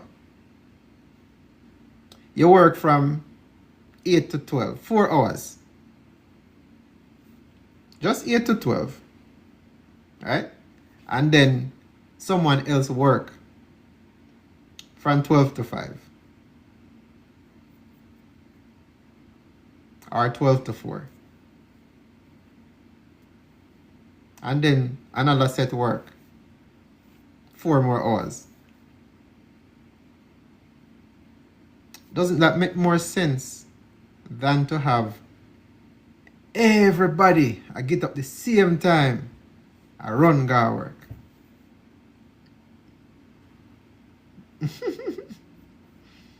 Full time will become a 24-hour working country, not just 8 hours. Place closed. That would allow for a 24-hour country. Right? So now, instead of us having this high traffic congestion at early AM and late evening, now you reduce traffic all over.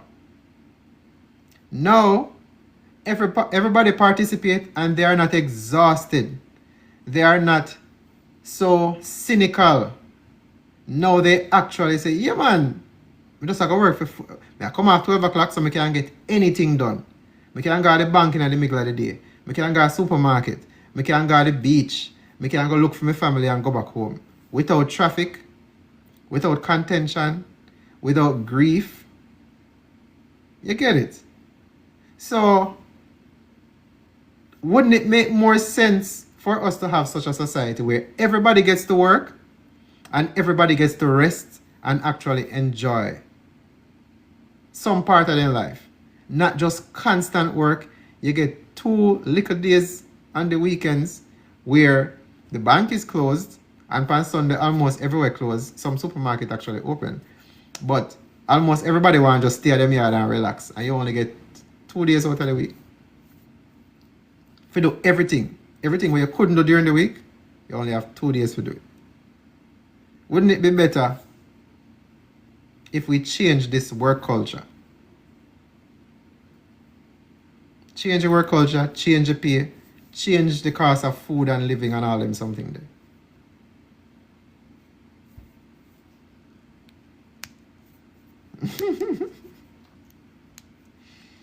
Cheese without another country.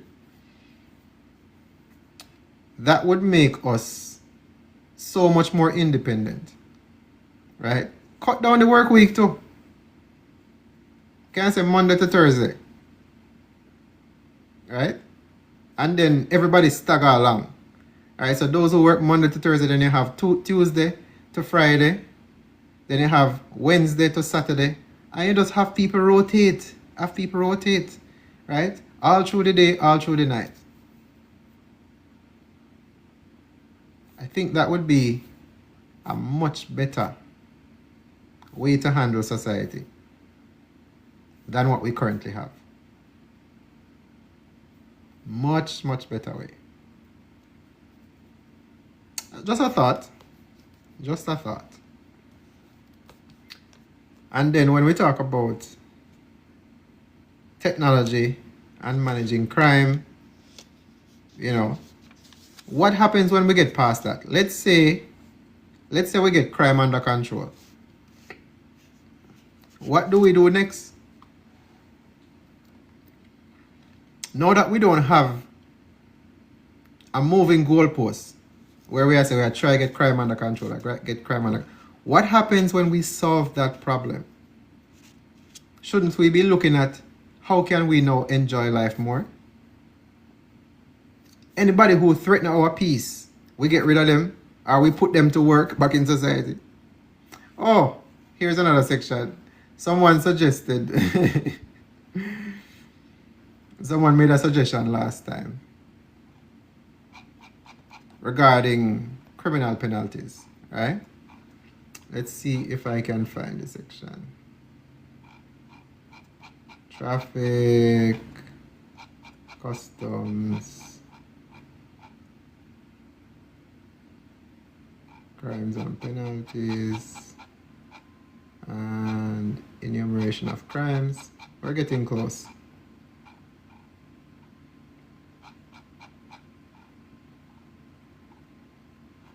Hold on. Did we pass it? Yep, we passed it.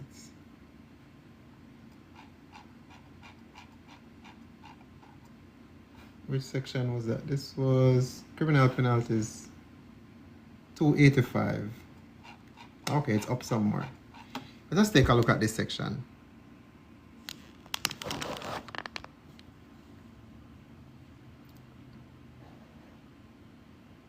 Criminal penalties, right?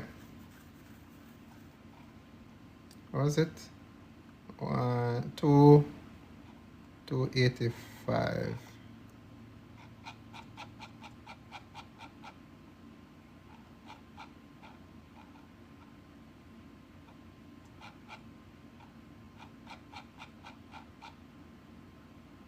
Criminal penalties, right?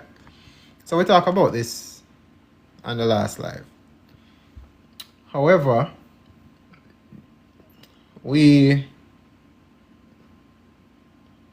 someone suggested that we need to brand, or we need to know or tag or identify those who are involved in egregious crimes, right?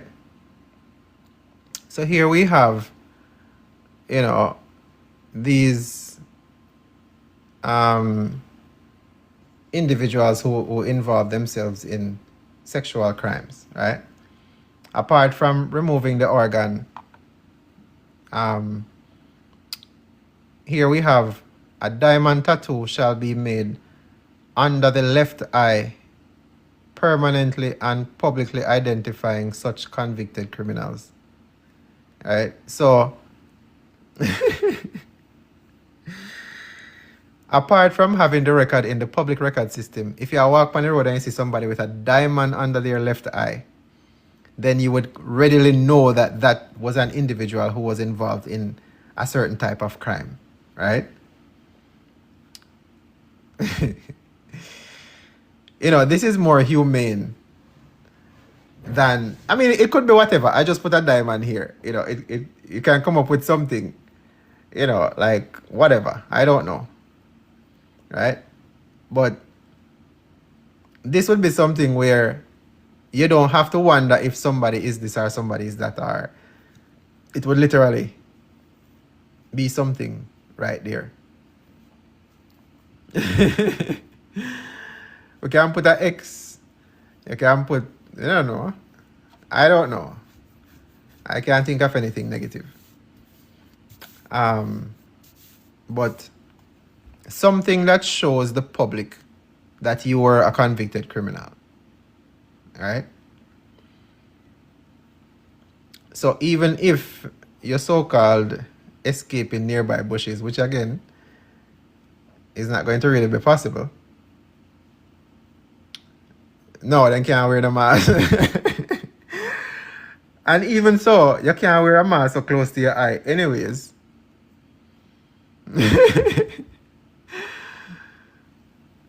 It can be whatever symbol, but something that literally identify. And a tattoo is, somewhat humane. I don't have one, but I hear that it is painful for some people. Some people say it's just annoying, but it is something that can be instituted, on the face so that we can readily identify any such individual, for whatever purpose, whatever the case may be. So even if they wear glass, when you say under the eye, right? We're not talking about a tiny little thing. We're literally talking about under the eye going towards the cheek, right? So even if you are wearing a glass or some sort of, concealed facial thing, it would still be somewhat visible. Whether them believe in a tattoo or not, once you're a criminal, you don't have that right.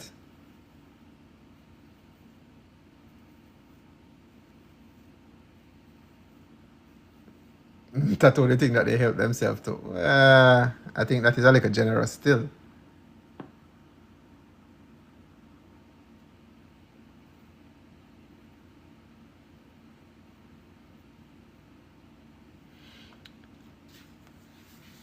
For crimes, right? If we have a crime, your rights are suspended. So if you have a religion and you are involved in a crime, your religion is suspended at that time. When your penalty is done, then you can go and seek out ways to possibly, if you so-called want to call it a correction, you can do that. But if you are going to go out there and involve yourself in a crime, then you cannot claim any kind of religious protection and all of that. It is, you see, the thing is that, these penalties are not just come up with, right? Everybody is going to be aware that if you commit a crime, these are the penalties that are possible for each different type of crime. So you can't come later on and say, well, this is my religion, so you can't do that to me. No, you don't have that right anymore, because you saw the punishment and you still went ahead and you did the crime. So you can't come later on and try to claim any protection after you have violated the law. It doesn't work. Tattooing the organ they had removed. No, we want the public to know. We want the public to know. If you, because what is a crime? A crime is something that is offensive to the public. It's something that harm the public or harm someone's rights. So it shouldn't be hidden. It should not be hidden by any measure. Your face is something where you literally can't hide. You have to walk around and look down. So, yeah. Read it again. Tattoo the organ they had removed. Well, that is an option, but you have to think about that as well. Remember, we have children walking around in society. Do we want to have that on someone's face?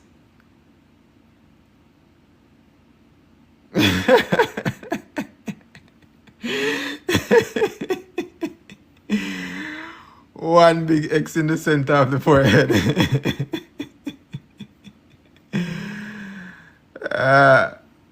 Yeah, we have to think of these things, far-reaching implications, right? We don't want it to be too outlandish. We just want it to be identifiable for everyone. So, and again, we don't want it to look fashionable either. So, wrong bang.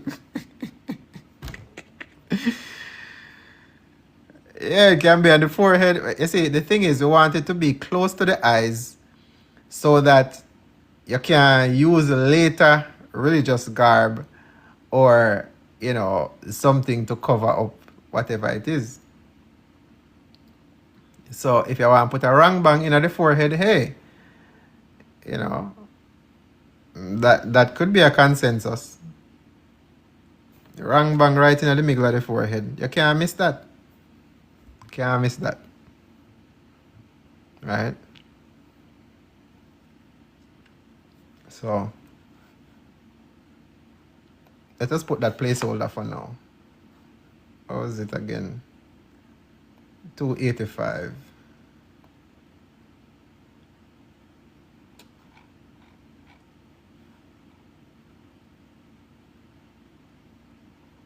So, we also add a public permanent criminal registry, updated daily, right? These records are never sealed and accessible to any member of the public. So,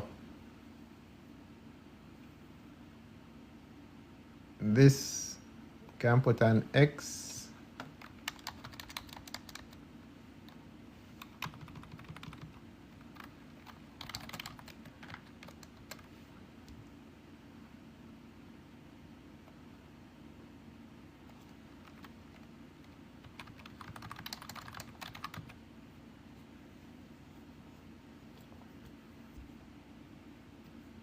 Depending on the crime, they have to wear a bracelet permanently for tracking. You see, that's what I thought about that, but people can do all kind of things and get rid of a bracelet. I was also thinking about an implant. Again, people can cut them out. People can do all sorts of things to get rid of these things. So, a mark, you literally cannot remove a mark like that. If you try to remove a tattoo, it is going to leave an imprint. If they tamper with it, a new crime. Well, here's the other thing with that. Let's say, let us use this as an example. Restricted public duty, right? Well, this is paired with other crimes.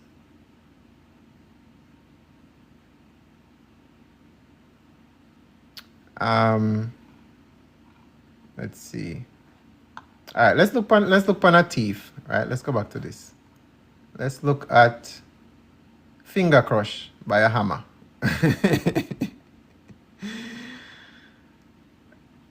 All right, finger crush by a hammer. The punishment of finger crush by a hammer is a possible punishment for robbery, unarmed breaking and entering, and or theft. Right? Let's think about this, right? Let's say we have a punishment. Let's say after they serve their time, right? They have a punishment to keep on the bracelet indefinitely, right? If they remove it, then a minimum of 1 year public duty, restricted public duty, or whatever the punishment is. If they remove it, how are we going to find them?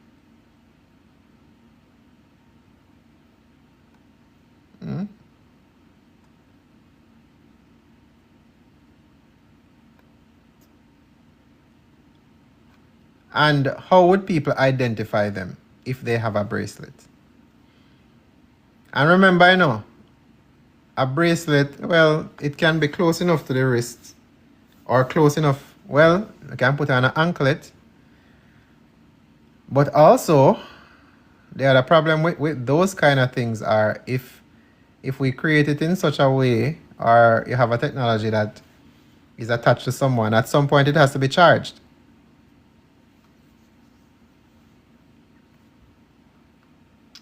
There are many options, but we have to think about the implications of maintaining those things. Why, if you have 50 people now, you need 50 of those devices, as compared to just a mark. You get what I'm saying? Is like, instead of creating the administrative overhead of maintaining digital or technological devices, you literally just put on a mark.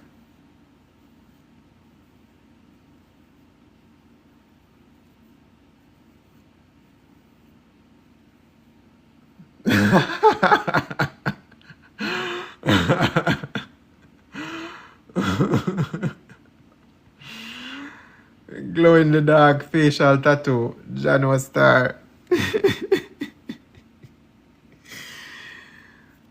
Uh, well,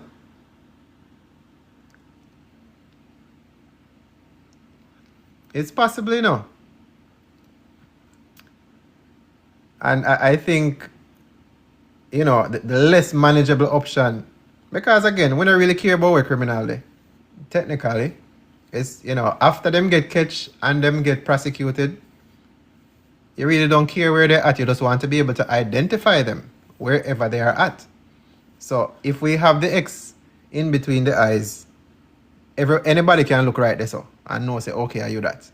Right? People with upon them P's and Q's or them have a extra eye out on you.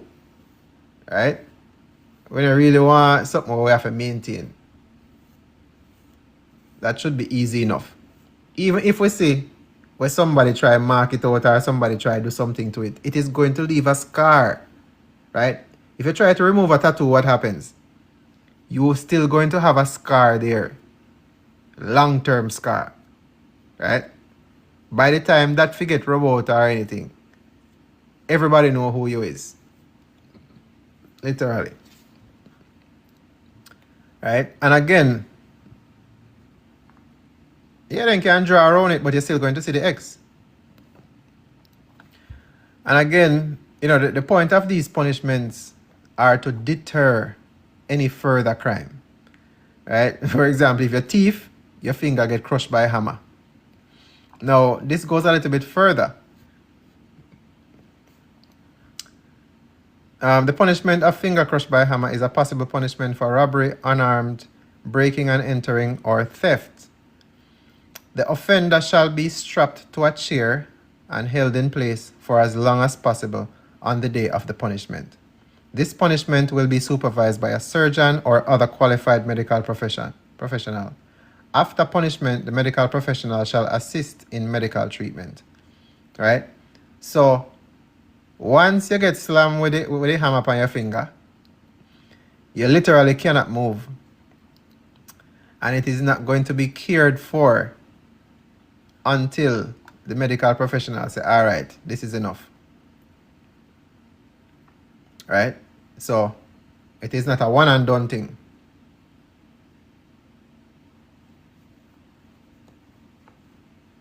You can put a mark on them hands, so when them hand over anything to anyone, the person can see it. Can do that too. But isn't the face more efficient? The hand, people can put things over them hand. They can wear gloves. You're not going to cover your eye though.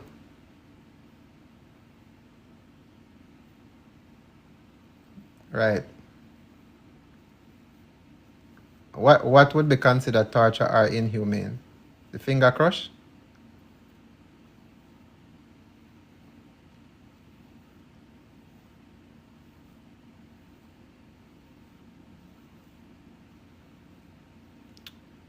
The finger crush, again, if we think about these things, if we think about these things, all right, we're saying a finger crush might be considered inhumane. The first point here is, again, this is a matter of law, right? So this is something that is made public before anybody do anything, right? You can't be punished with this until after it goes into effect. So again, a criminal doesn't really have any rights as far as punishment is concerned, right? Now look at our current society. We have the law on what do you call it? Death by lethal injection. You actually have a sentence that can sentence you to death. That isn't considered inhumane. This is literally making you feel pain because of the crime that you committed, right? So this is not the taking of a life. Now, when we talk about something like hanging in the town square, this is the eye for an eye. If you take somebody's life, then you literally, you got to go. That's just how it is, right? Once there is intentional unaliving, you don't have any say. Right? This is where we start getting rid of corruption. This is where we deter corruption, right? So when we talk about something being inhumane, it would be inhumane if they did not know that that would be a punishment, but yet still, yeah, the comments them might get suppressed. It's inhumane if you just get up so arbitrarily and I say, all right, this is our new punishment you will get.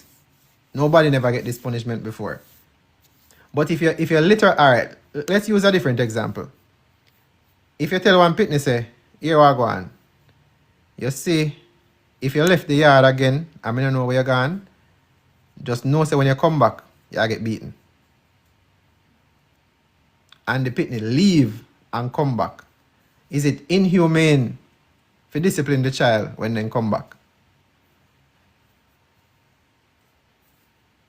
That is the question. You warn them, you tell them exactly what is going to happen, you give them the opportunity to not do it, and they still continue down the path, and they go and do the very thing that you said, this is something that is going to get you this consequence. Are we still going to say it is now inhumane?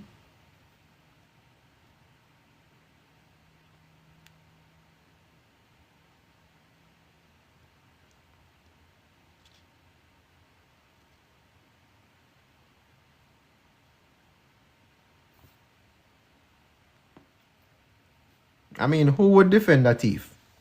A matter of fact, who would defend any criminal?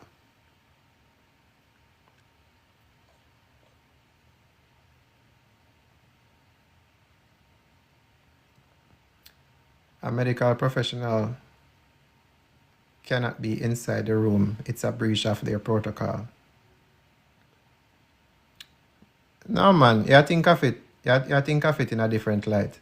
The medical professional is there to ensure that no biological harm is done. For example, what if that individual's finger got infected? What if that individual passes out? They don't have to be in the room, but they have to be present. The point of this is not to cause someone harm beyond the punishment. So that is the point of having a medical professional, available in case something doesn't go how it's supposed to go. Right? So, and again, it is not like someone, right, it's different from causing disability, and it is not like someone is, removing their clothes or becoming exposed in some way. This is literally the punishment for the crime. Literally the punishment for the crime. And all right, if you're still of the mind that that is inhumane, what do you think would be an adequate punishment then for someone who go out there and thief? Or them break into a house and them take something?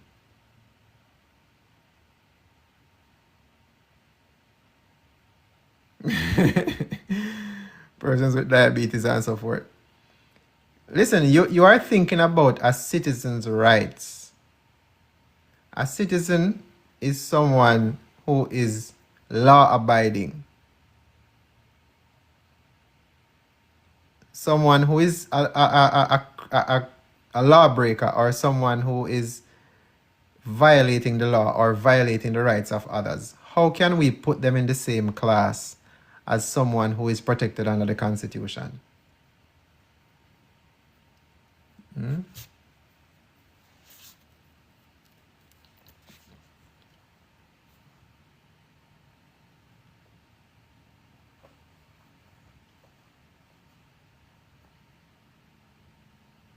And, you know, all of these things are going to come up a little later on as well for us to vote and make suggestions. What do we think is an adequate punishment? So you say, make them work it off too? All right, so let's add that.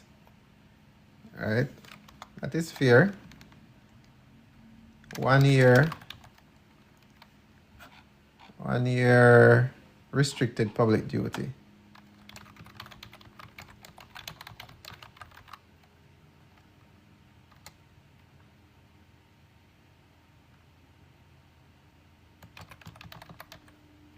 Right.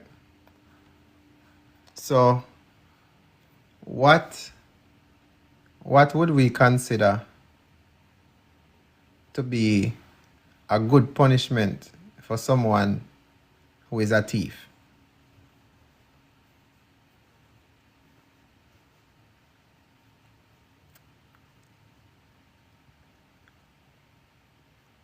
Who gonna crush continuous offender or someone just want?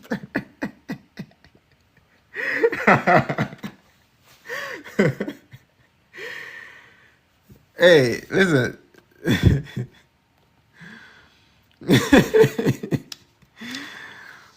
All right, someone say amputation. Would that be more humane? I don't know. I don't know. But again, we're talking about criminal punishment here. So it's just what the general consensus would be. Right? The point is not necessarily to cause them pain, you know. It is just that you want any form of criminal elements or criminal minds to be deterred. Right? You don't want people to do these things. So we want it to be so painful or so out of reach that even if you make the mistake and do it one time, you now go back there. So that is the point of this. Now I get, you know, where you're saying sometimes people might have diabetes or some people might have other complications or whatever. Right? Them if you think about that before them got teeth.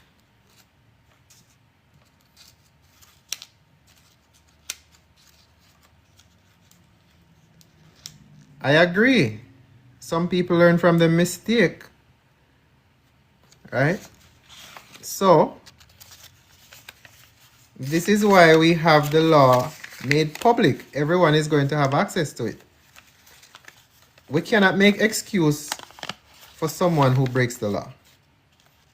We cannot. Just like how we're going to have lots of opportunities for work, lots of opportunities to have a fair chance in society, lots of opportunities to learn, lots of opportunities to contribute, lots of opportunities to actually enjoy life as a native. Right? When this goes into effect and we start taking control of our nation, we're not going to have the same problems we have today where people don't have work, people can't pay them bills, people, you know, are living a sufferation, people don't know where the next dollar come from, how they are going to eat, how they are going to pay bills, how they are going to this. A lot of those things are going to vanish, you know. So again, the justification of people going out there and seeking sympathy after them are robbed from somebody who them think can make it. Right? Because somebody now go rob from somebody that don't have it. The point of a thief is to take something that someone else had. So, if you don't have no reason to be doing that, then you're not going to have any excuse.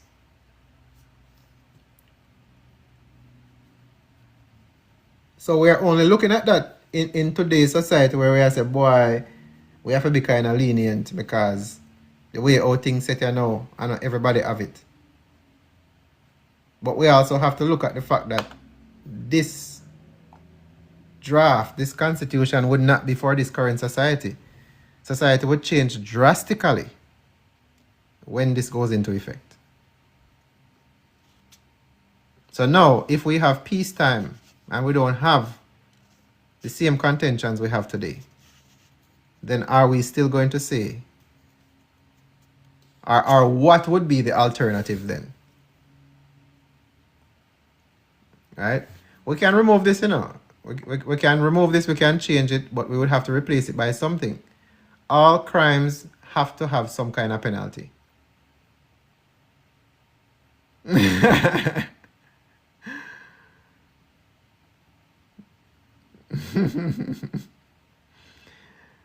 So,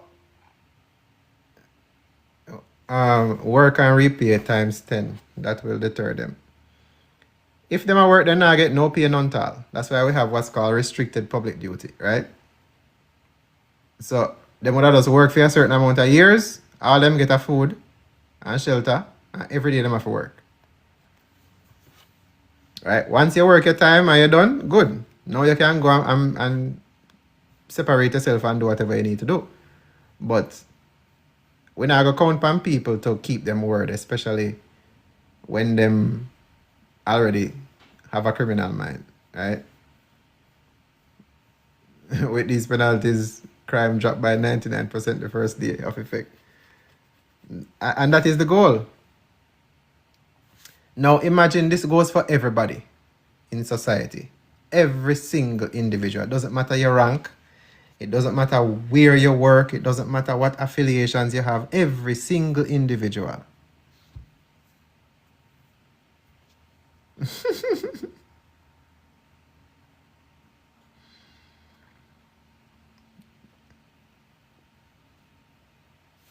Once we have, and again, like today, we don't know what punishment someone might get. Literally, you know, you can literally have video evidence of someone committing a crime. And if their attorney argue properly, or the prosecution don't prosecute properly, then walk, right? There are some people who just walk. Now, imagine everybody under the same rules. So if there is physical evidence, there is no way for you to get out of it. Right? It doesn't matter how good your attorney is. If there is evidence to support that you did something, that's it. Case closed, basically. It don't matter how good your lawyer talk. Statements of counsel cannot be considered evidence. So at the end of the day, it no matter how you want to put it.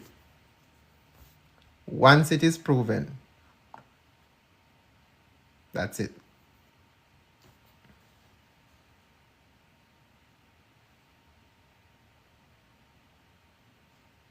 All with unregistered pew pew. Same hanging as the intent. Well, again, if that is proven, then there is a punishment for that. We cannot say hanging because it has to be intentional, right? It has to be an intentional crime. Now, when we talk about this hanging thing, it has to be very narrow. We don't want this to be an everyday thing, right? But if it is someone who is an unaliver or someone who attempts to take someone's life, then, you know, this is a narrow threshold, right? For other things, them get them punishment, severe punishments. And for example, if we have someone who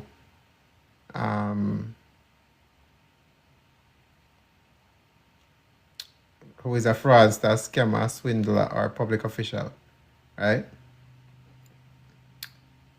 You're not come out. For the rest of your life, you just work for society. I mean, you kind of live a basic life. You know, you get food, you get shelter, you get like a prison clothes, but you don't have any possibility of walking around in society freely or to elevate to any level. Right? You literally just have your basic life, you get taken care of and you work. Right? So, but for people like, for example, someone who is violent, right? Like armed breaking and entering and violent assault, violent attempted unaliving and so forth, we have a removal of a limb, right? And then you get restricted public duty as well. So you still have to work it off after that.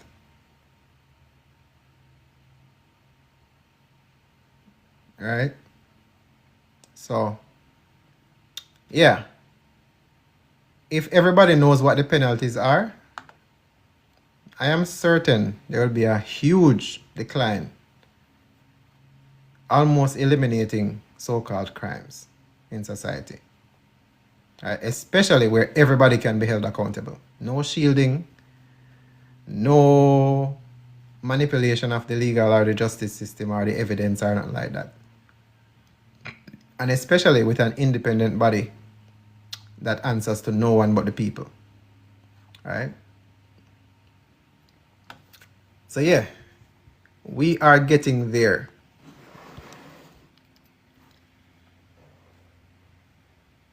No section 48.3. Absolutely not. A matter of fact, first day of institution, the current constitutional framework would be abolished. All of the acts of parliament, them would get abolished and all them something there. Yeah, man. Absolutely. All the penalties should be made public spectacle for all to see locally. Yeah, man, that would be in the town squares. Right? That would be one thing that would be everywhere. So anybody who thinks, just because them no read or just because them no see it, them not get away. Nobody gets away. Right? So all of these colonial laws, they would instantly gone. And we as a people would have to be more responsible. We would have to take on, the actual management of a lot of the national affairs and all them things that are going on, which are as intricate and difficult as people make it seem. Obviously, if we are not involved in something, it's going to seem hard from the outside.